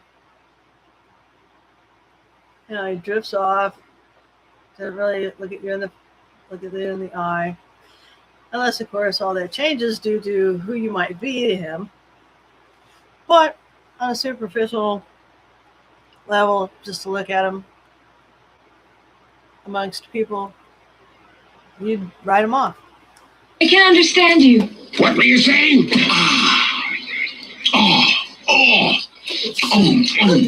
Out of my mouth. It is so good to get that fit. It is so good to get that thing out of my mouth. Well, movie moments.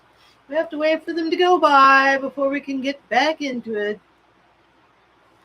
I mean, popcorn and fizzy drinks only go so far.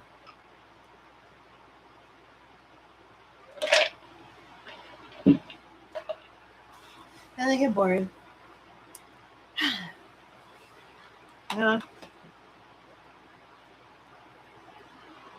Da, da, da, da. Da, ba, ba, ba, ba, ba.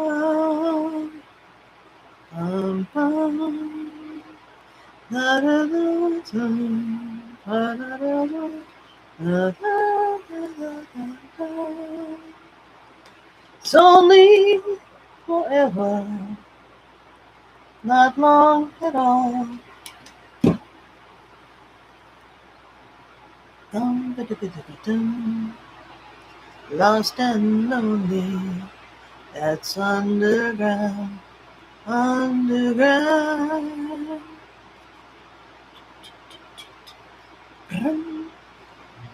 Okay, so they're walking along in the forest, the big scary forest. And when she says, "Look, Ludo, there's nothing to be afraid of," he, fear, disappears.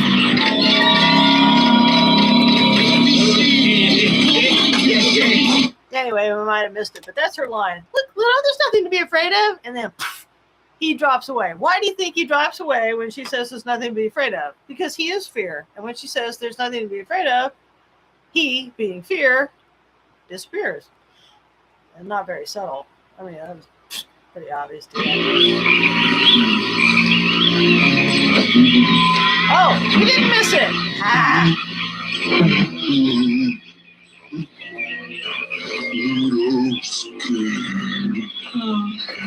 Ludo's a freaking actor. Come on. Imagine a big thing like you being scared. See, Ludo? There's nothing to be afraid of.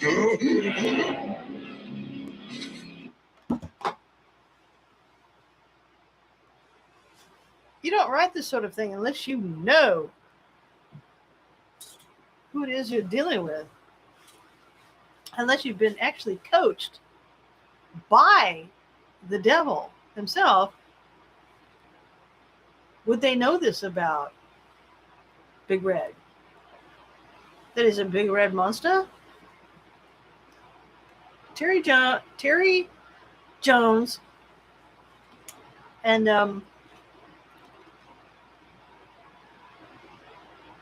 George Lucas, they met Bob. I mean, So I was about to lead her back to the beginning, like you told me. I see. For one moment, I thought you were running to help her. But, no. Not after my warnings. That would be stupid. No, you bet it would. Me. How's my audio doing? Really? What's my levels? What's my levels? What's my number, anyone? I don't know. I've got the sound bar here.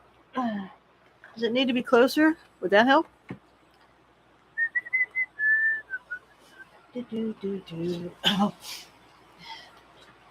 Oh, that would be. I've got a much better plan, Hoggle. Give her this. What is it? Did that improve things? Have we been under audioed so far? Under audioed. It can happen. It can happen to the best people. Oh, I ain't lost my head. you don't think a young girl could ever like a repulsive little scab like you, do you? Well, she said we was. Bosom companions? Friends? Whoa. All right, sound bar. Are we picking up the audio? Better, best? Was a thing, and now is a better thing?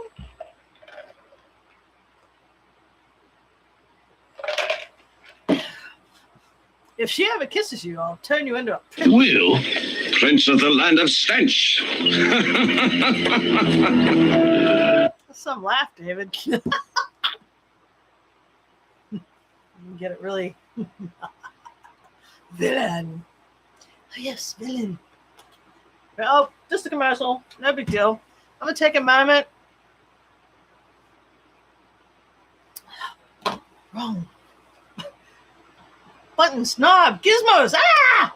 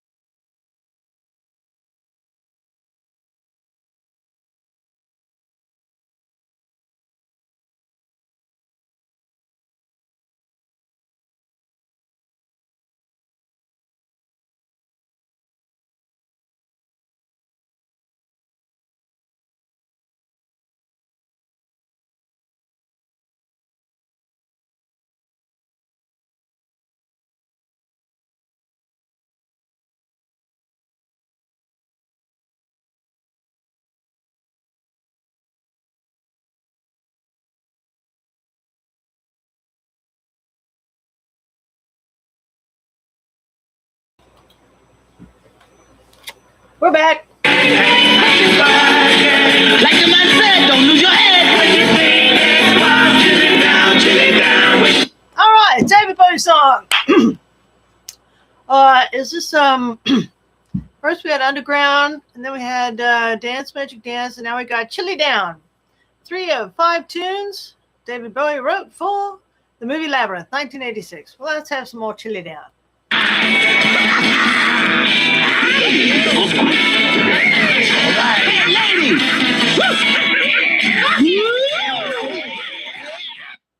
It does go on. Well, are we watch partying? You can watch it. I'm watching it. You want to watch it? You've got it on, right? All right. Well, it occurs to me we're spending a lot of time outside in the Labyrinth area, but not really with Jareth. It's like, how do we don't find anything out about Jareth in this movie, do we? Not really. We find out more about Hoggle. It's like, damn, this movie's about Sarah and Hoggle than it is Sarah and Jareth. Anyway, so that's why I wrote this book. Let you know more about Jareth. Jareth is Spock. And his real name is not revealed until you get to this part. What's this uniform? So anyway, we got the Vulcan, Jareth, and the Vulcan, and then right here. So you read the book, and I'll tell you about where to find where he actually tells you in Star Trek what his real name is. I mean, his name is Spock because it rhymes with shock, and pop because that's the sound that accompanies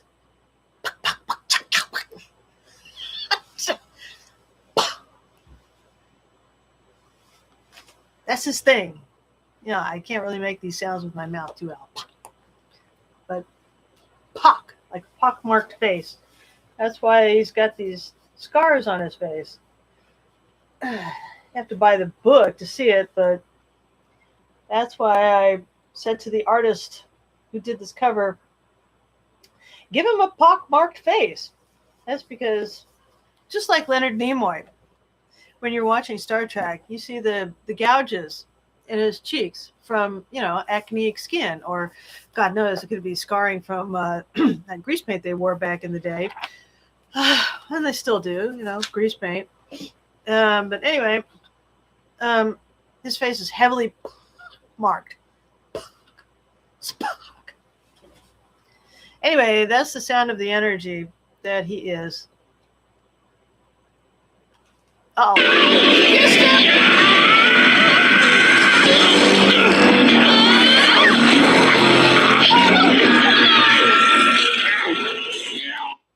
Okay, they slid into the bog of eternal stench. And if you're ever wondering if there really is or isn't a bog of eternal stench, I'm here to tell you there is. And it's a thing of the devil, which is why. Because the bog of eternal stench is a thing of the devil, that's why when they get there, they find Ludo, which I told you is the devil. Why is Ludo in the bog of eternal stench when Sarah and Hoggle get there? Because that's hold on.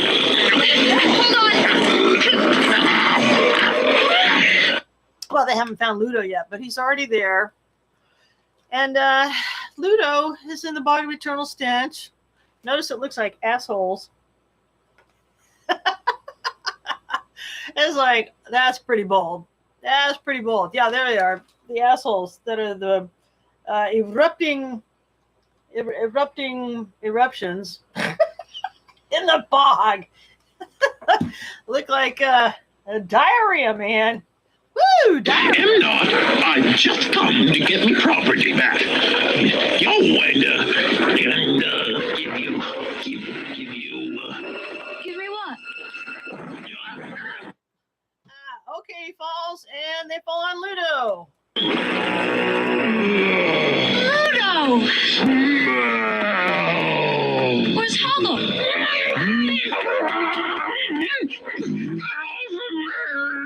Okay, so they're in the bog of eternal stench, and there's the devil, Ludo. And I don't write about too much about the true identity of the devil until my next book, but he is of mention here. Because in this movie we got everything. And so Ludo, being the devil, being the second horseman of the apocalypse, is naturally accompanied by, bet you didn't know this, but the third horseman of the apocalypse, the black one that carries the scales, is his brother in charge of noses. I commission no one may cross. Please, I only have a little time left. Oh, we've got to get out of this stench. Smell Smell? of what speakest thou? Smell! I smell nothing. smell Now nothing. you The air is clean and fragrant. sense of smell. I live by my sense of smell. The air is sweet and fragrant, and none may pass without my permission. Ah, yes. Guess who the guard of the bog of eternal stench is? The third horseman of the apocalypse, the brother and worser half of the devil, Lucifer.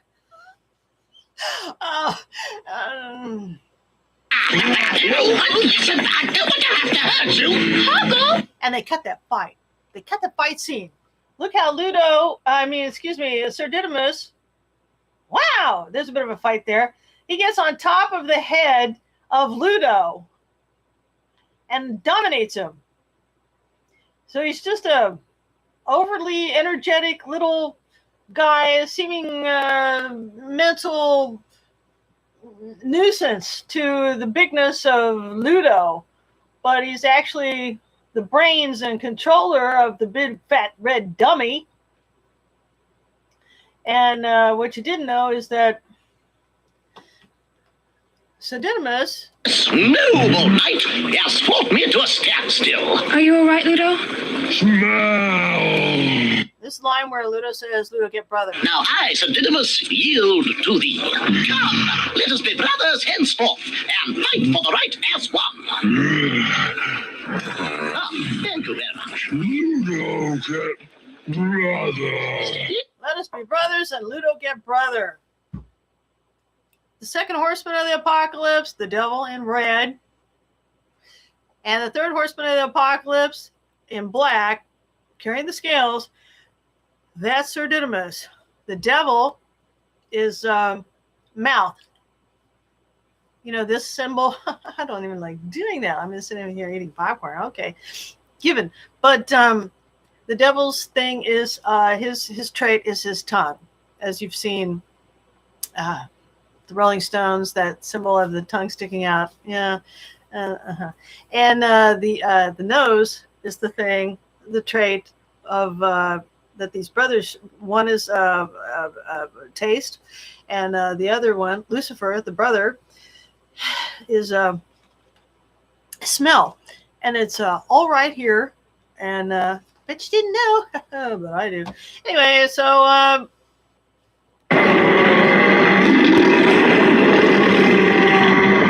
Get kind of trapped in there, and Ludo calls the rocks.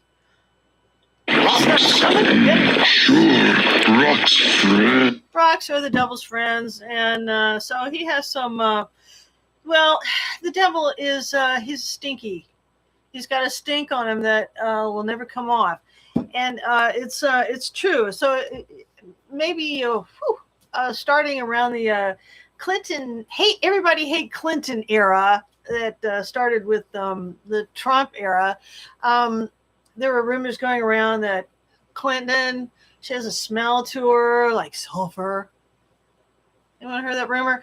Oh, and Obama too. It's like, wow, they smell. They must be devils or something. And I'm like, well, maybe you're like, I don't really believe that or something, but it's true, though. This bog of eternal stench, there is a smell that comes from demons, demonism, the devil, that you can't get rid of. And it comes from devil worship and, but like I said, the Lucifer is in charge of the sense of smell, and Lucifer is quite a bit worse than the devil, but the devil, you don't know Lucifer. It's hidden pretty deep and hard to figure out. Watched Labyrinth for years and just went, I got Ludo like that, big red monster that plays like a dum-dum. That one's easy. Bob is just, take the fuzzy, the stick-on fur off that thing, and it looks exactly like Bob. If you were to look at Bob, the devil, and try and describe him, well, he's big, he's red, he's fat, he's a monster, and he acts like a dum-dum. Anyway, enough said. I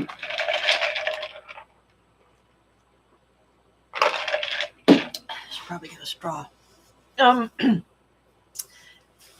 then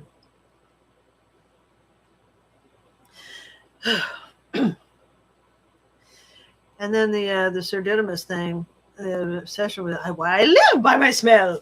Anyway, that's Lucifer, the third horseman of the apocalypse. I told you that the double door guards at the end of the dead end, that's the fourth horseman of the apocalypse, the dead end. And the first horseman of the apocalypse is, of course, Jareth, and the second horseman of the apocalypse is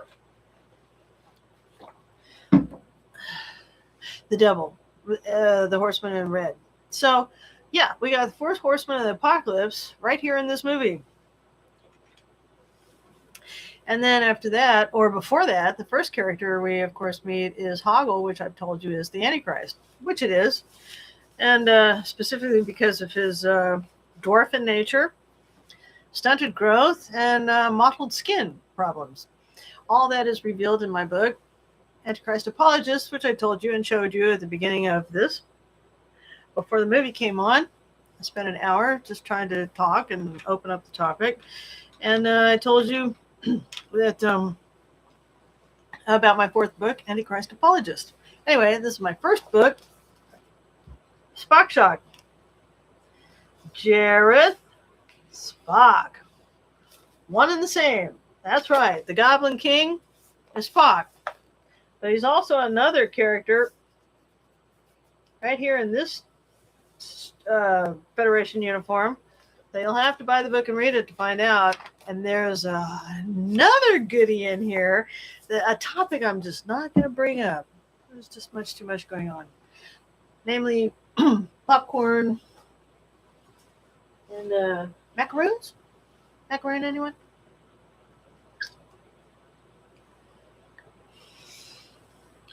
Okay. Well, have to keep it interesting. I was quite a bit there explaining the third horseman of the apocalypse. Because it's usually you don't find Lucifer. If you find the devil, you don't really get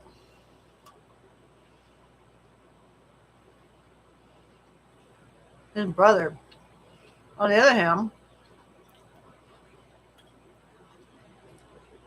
if you were to be in the company of the devil and you thought you were having a talk with him and you thought you were noticing why he acts and looks like a retard, but he's not, he could, his brother, the reason Sir Didymus wound up on top of his head in that fight, that Muppet fight, is because Sir Didymus actually controls, or Lucifer actually controls his brother, the devil, Satan, mentally, like a split personality or like an occupying personality. So while you thought you were having a talk in the company of the devil,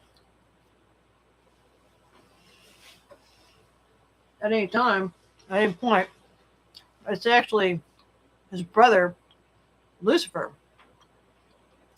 that he's channeling, or that's coming through, that is actually there. He's like a Dr. Jekyll and Mr. Hyde character. Anytime you're looking at or talking to the devil, it's more than likely, or at any time, and you'll never know, that it's actually Lucifer in there with him, dominating him.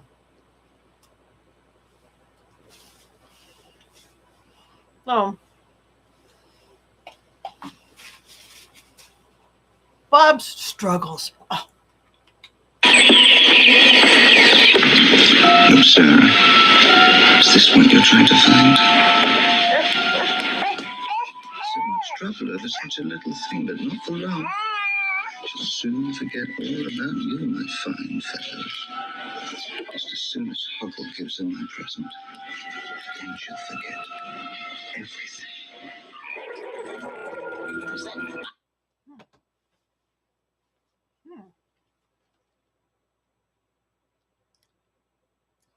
Okay, well, maybe you've seen it before, but Uggle's about to give her a poison apple. I mean, peach. You're a lifesaver.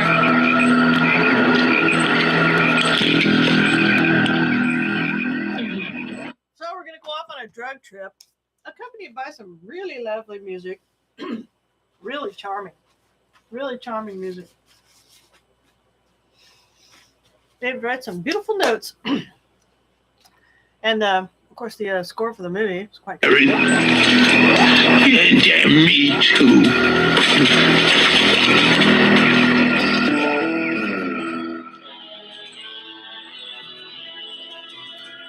Oh yeah.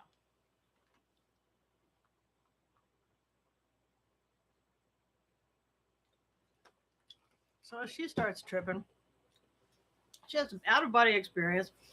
Apparently goes to a masquerade ball at that castle. Finally, we get some FaceTime with Jareth. Woo!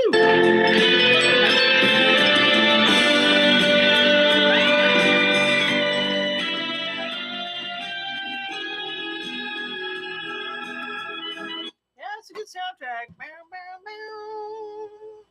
Bow, bow.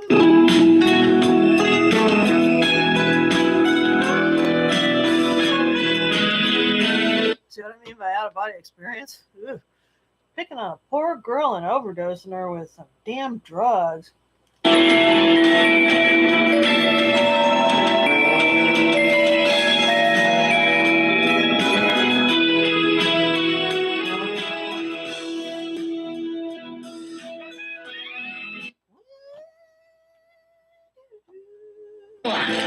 castle doth lie yonder, my lady. My lady. Okay. So, off she drifts as a bubble, a crystal bubble, dressed in a beautiful gown. Girls, have you ever been in a beautiful ball gown and invited to the ball? Wow, look at this place.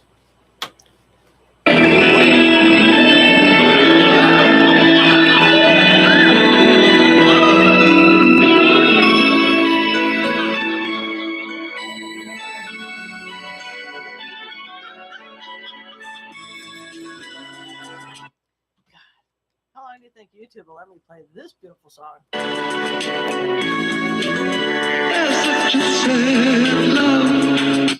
Deep in your eyes.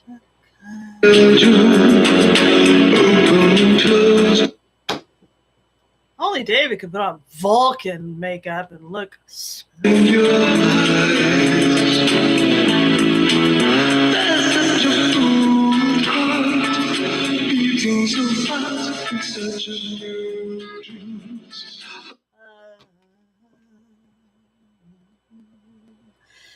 I'll place the moon within your heart. As the thing sweeps through, makes no sense for you. Everything wasn't too much fun. But I'll be there for you.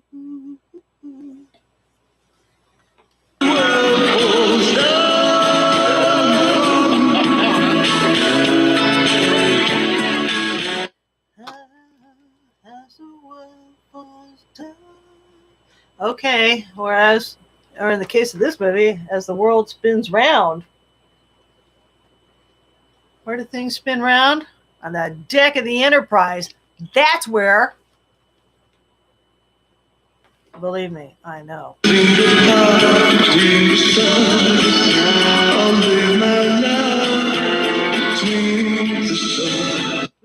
FaceTime with David Bowie dancing. Woo!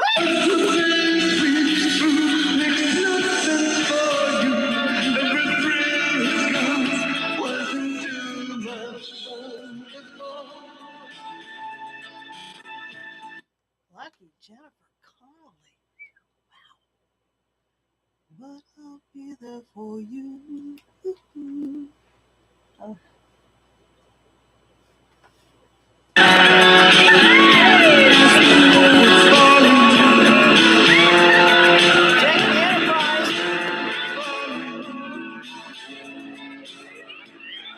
I've seen it. I know. Looks exactly like that.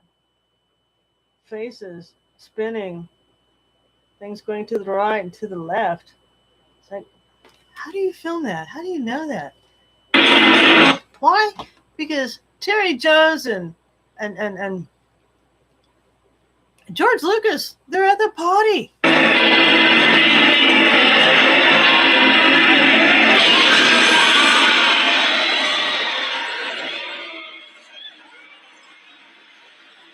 It's a bad party.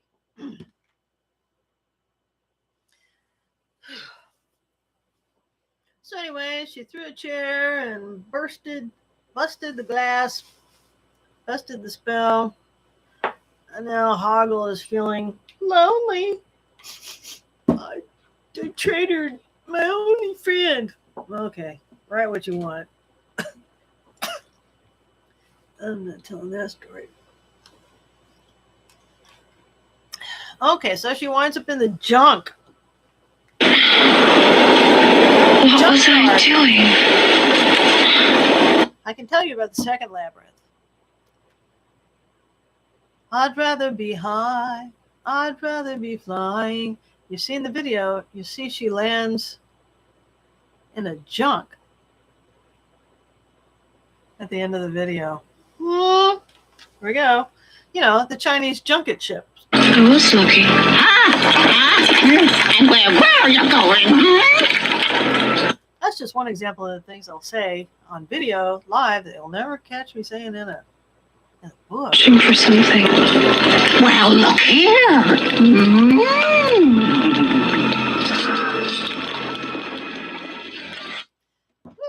Marm's getting a workout. That's what I ate the popcorn for. Power.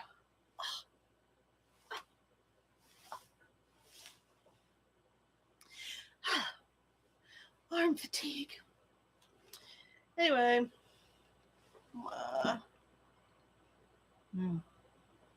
Yeah, if it hadn't been for commercials, we would have been done by now, but oh no. Okay, so home of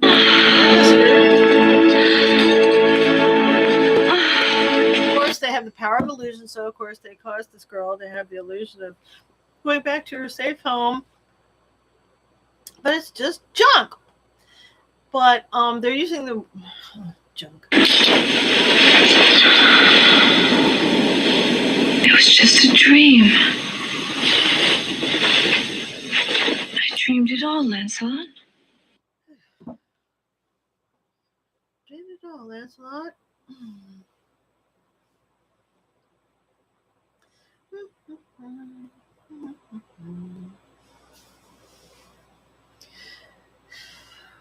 Uh-oh. No, nothing out here. Nothing out here to see. No, nothing. No.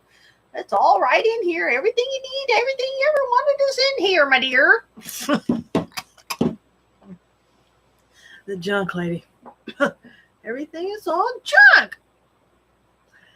This is casting off the material world, the illusions once again, but the point is, when she fell down from the drug high, she fell into the junk heap. And anybody who's ever drank too much or taken too many prescription pills,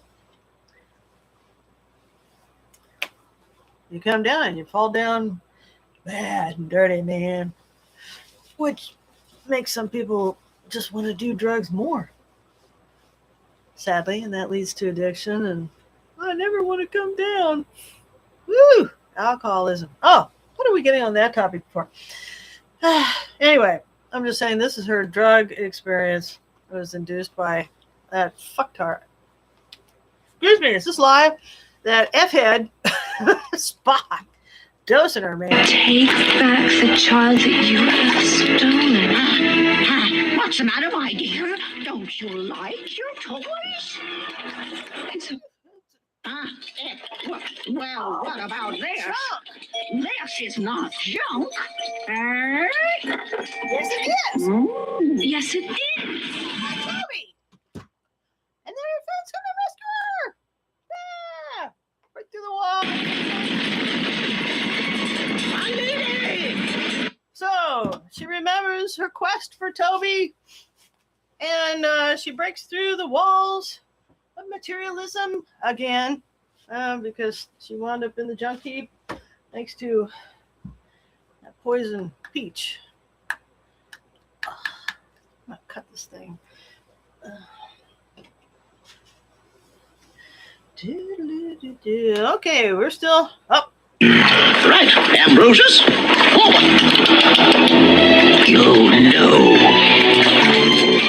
The spit. Whew. Well, let's see. Let's get organized here a little bit. Pardon me a moment. Confusion.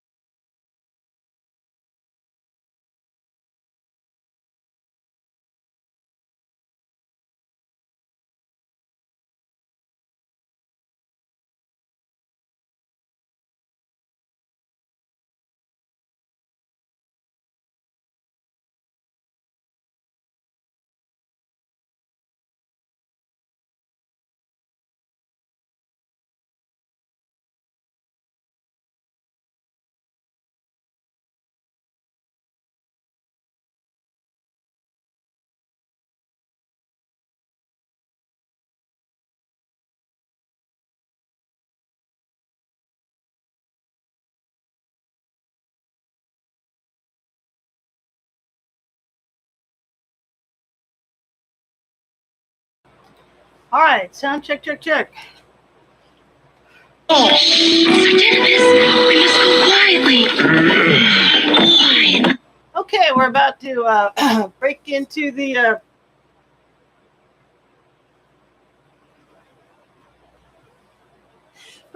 Goblin City. But first they encounter a big robot man. Don't have anything to say about him. I mean, we have, after all, gone through 1, 2, 3, 4 Horsemen of the Apocalypse. Now it's just a matter of the big fight.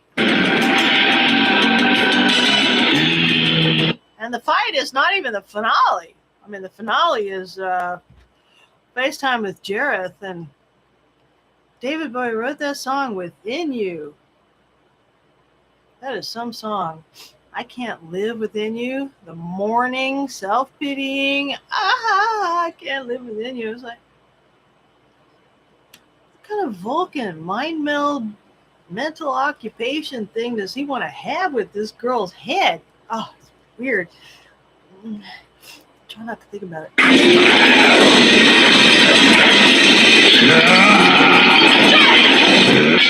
Ambrosius, will you come here?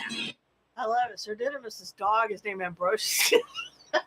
Named him Ambrosius. The overly English, enthusiastic, knight, duty-bound Sir Didymus. Well, he is English. I'll do that. Creepy hairs. Gets in your right in your onion. So enjoy the fight at the Goblin City. It's not my favorite scene.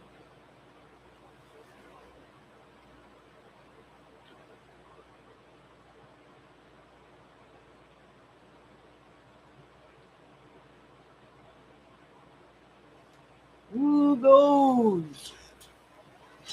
Who goes? Where's reverse?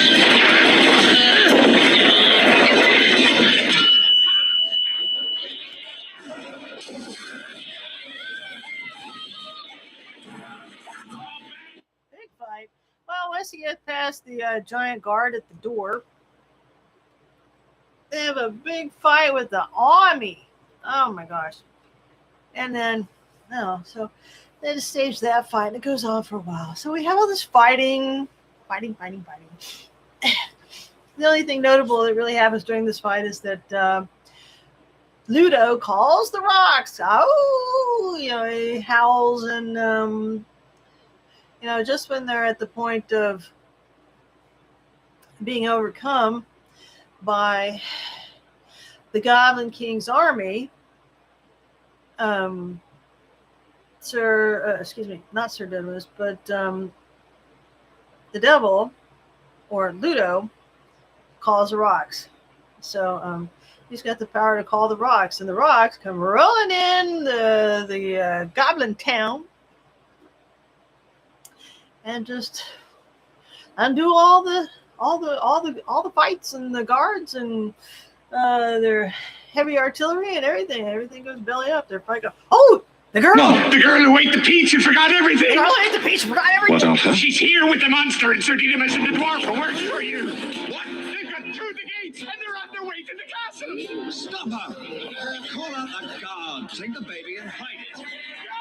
She must be stopped. Do something.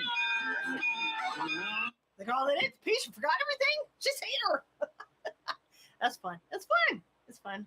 Haha. The girl that ate the peach and forgot everything? She's here. What?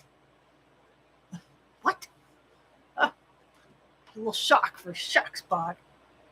The guy who ate the peach and forgot everything?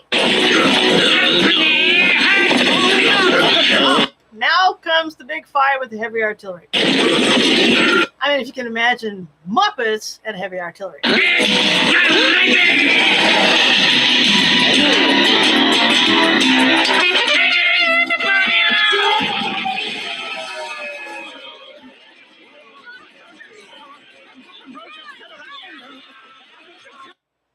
Okay. big fight. Big fight. Sir Didymus never gives up, never gives in. You know, the knights with all the valor and virtue, right? Sure. Yeah, he's supposed to be like a knight. All the traits of the knight. Overly. Sir Didymus, if you don't come back, I will never feed you again. That's better. Don't worry, Ambrosius. I think we've got them surrounded.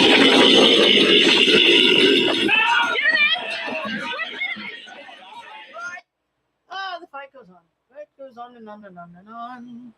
I'm figuring out how to not get strike. It's not easy. If you play it too long, I'll come get you. So it's like, that's why I told you, tune in on your own damn TV. This is just a TV. This is an antenna. This is attached to a speaker. And this is attached to power. It's not easy. But it's a TV. It's just a portable TV. Well, yeah, it's a TV. You just tune it in. Tune it in.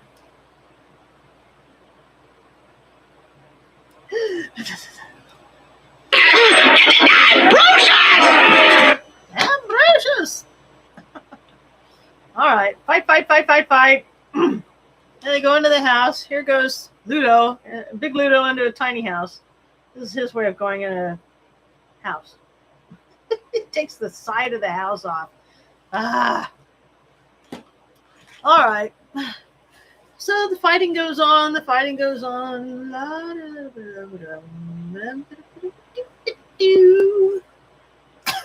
right. He's going to call the rocks. Not yet. Call the rocks. Ludo, call the rocks. Ooh.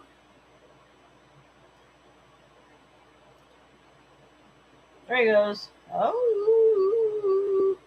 Wonder if he can call kidney stones.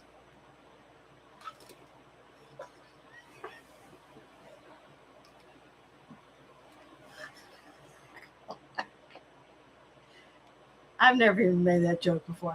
That was kind of funny. Now, have you? All right then, throw down your weapons and I'll see that you're well treated.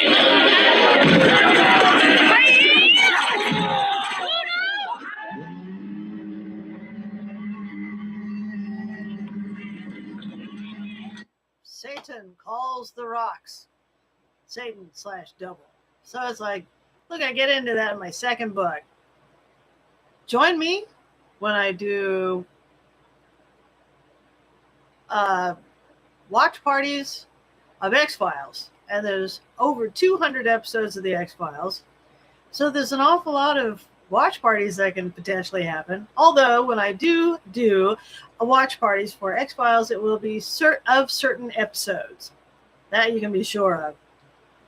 Anyway, but that's the second book.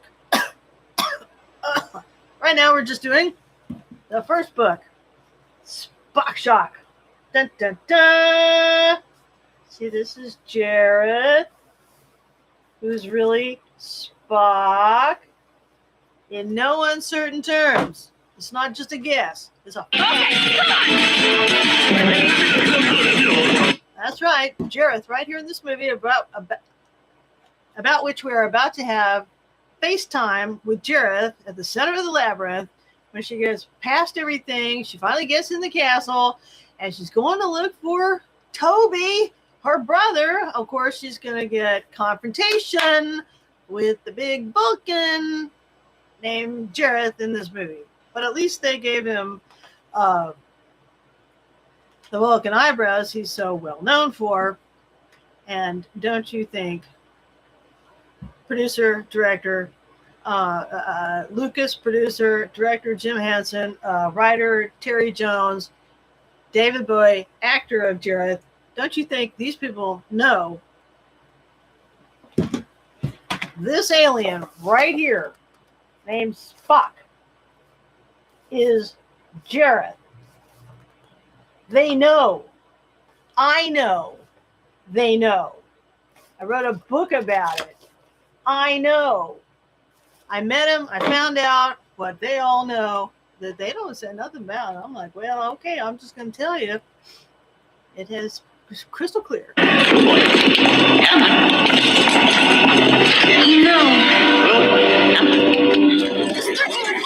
That's the only way he could have gone. No.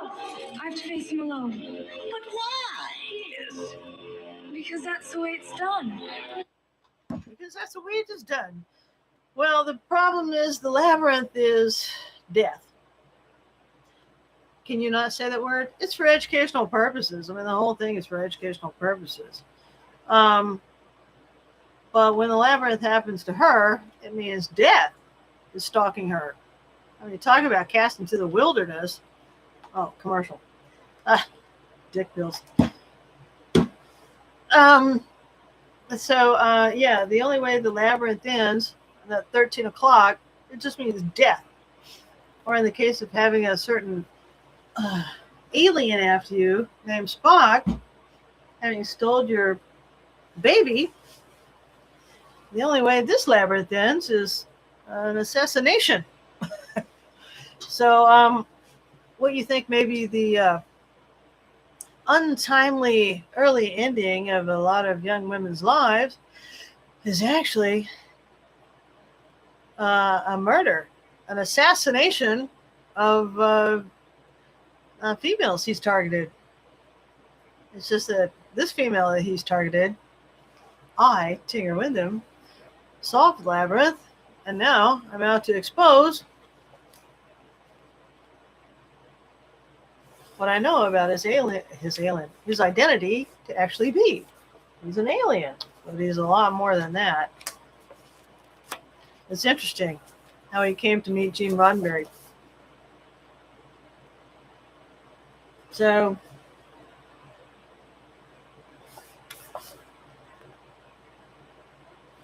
if you want to know about the labyrinth, how to solve the labyrinth, why this movie is so good, why it rings true on so many levels that you don't even know, I just told you what the levels are.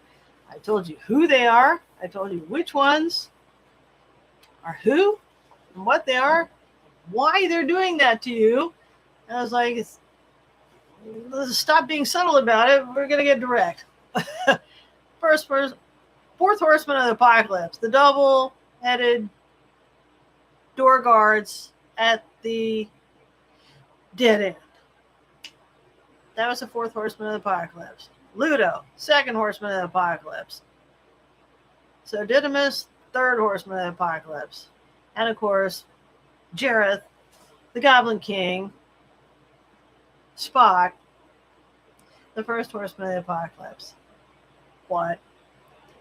This is more, this streaming, the purpose of this streaming is to give you more face time with Spock / Jareth, the Goblin King, than is actually given to you in the movie.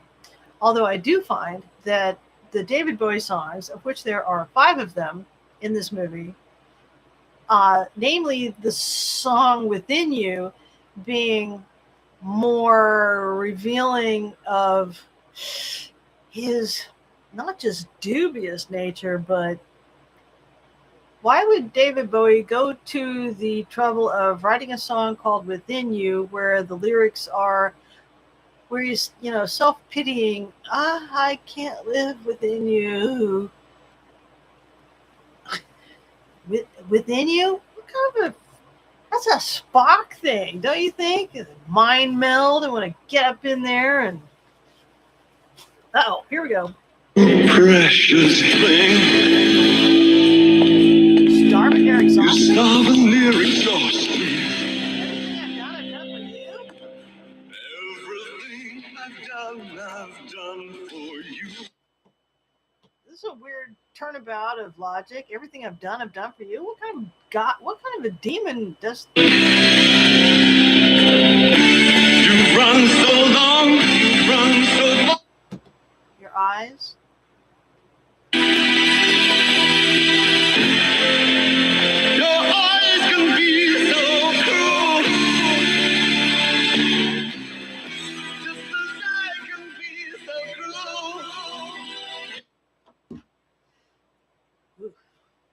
That's about eyes. A little jealous. Oh, you're gonna be cruel? Okay. David's writing it. What's really going on inside this demon's brain?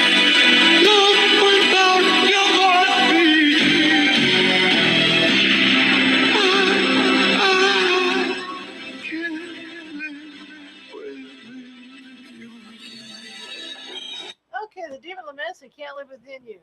So who lives within you? Or who lives within this girl? God and love.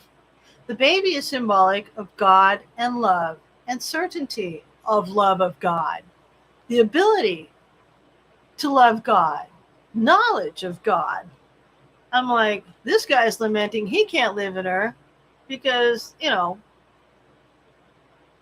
if you don't have the baby, love of God, certainty of love of God, you have this guy in you. You know, doubt, darkness. Doubt, darkness, confusion.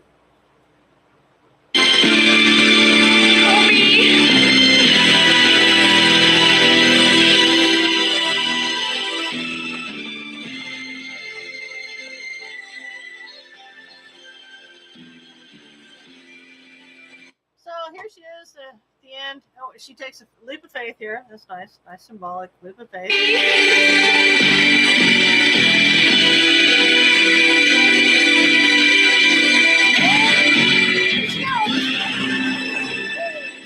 There she goes, a leap of faith. And now it's the anti-gravity stuff.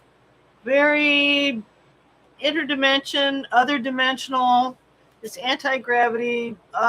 Gravity just doesn't apply to the dead, okay?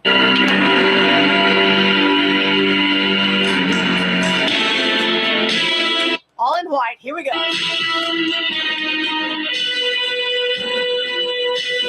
Give me the child. Sarah, beware. I have been generous up until now. I can be cruel. Generous. What have you done? Find that birdie, feathery outfit, dressed all in white. Look at these feathers. You asked that the child be taken. I took him. You cowered before me. I was frightening. I have reordered time. I have turned the world upside down, and I have done it all for you. I'm exhausted from living up to your expectations of me. Isn't that generous? Through dangers untold and hardships unnumbered, I have fought my way here to the castle beyond the Goblin City. You gotta remember her mottos. Got her through. Stop. Look, Sarah. Look what I'm offering you. Look at his crystal balls again. Man. Gotta love the hair. I ask for so little. Just fear me, love me. Everything that you want. Kingdom is great. No struggle. Just fear me, love me, do as I say, and I will be your slave. Kingdom is great. My kingdom is great. You have no power over me. You have no power over me. Oh, I love it. The crystal ball. Power over me.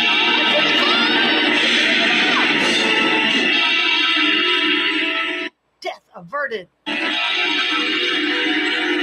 That's not really the trick question he has at the end, and that's not really the answer she has for his question.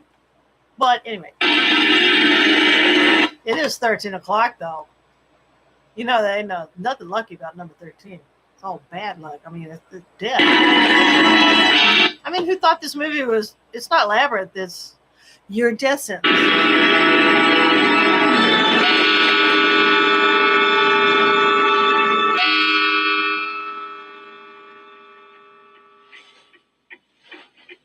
Toby. Okay, Toby still in the bed? Is he still in the bed? Yes, Toby, back in bed. Oh, whew. Baby gone. No good. Wow. And her stepmom and dadums come home. Yes, I'm here. Okay. Wow. It's a family version movie. A family. Just like. Because the reality, how do you tell the reality of this event in a certain girl's life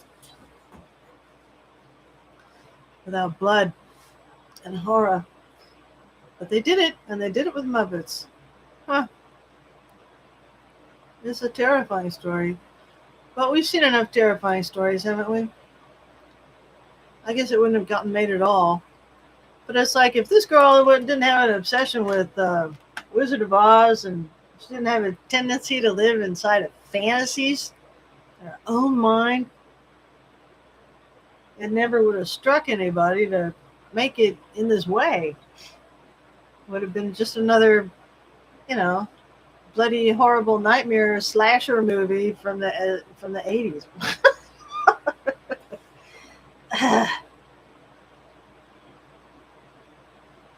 Yeah, shoot Jadidas. This is the part of the movie that intimates that there's a second labyrinth, and I can tell you for a fact that there is. I wouldn't have said that 10 years ago. Well, maybe I would have, but not with as much as I know now. You do? Well, why didn't you say so? And this whole, every now and again in my life, I'll need you. So she invites him back, and they come back, and they have a party in her bedroom as the end of the movie, which means that there's a second labyrinth. She does gonna have to need him again in her life. So that's why they didn't just end it, happy ending. The ending is her partying with the crew again. Like she's never gonna let him go. There's a second labyrinth that's coming. You have to do it. And they'll all be back.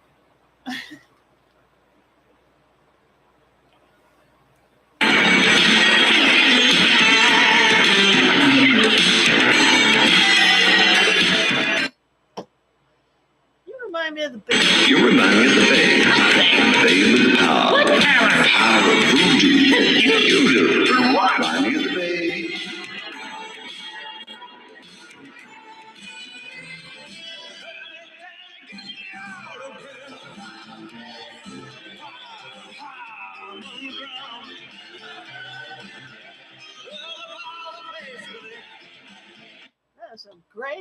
That is some great singing, ain't it? Woo!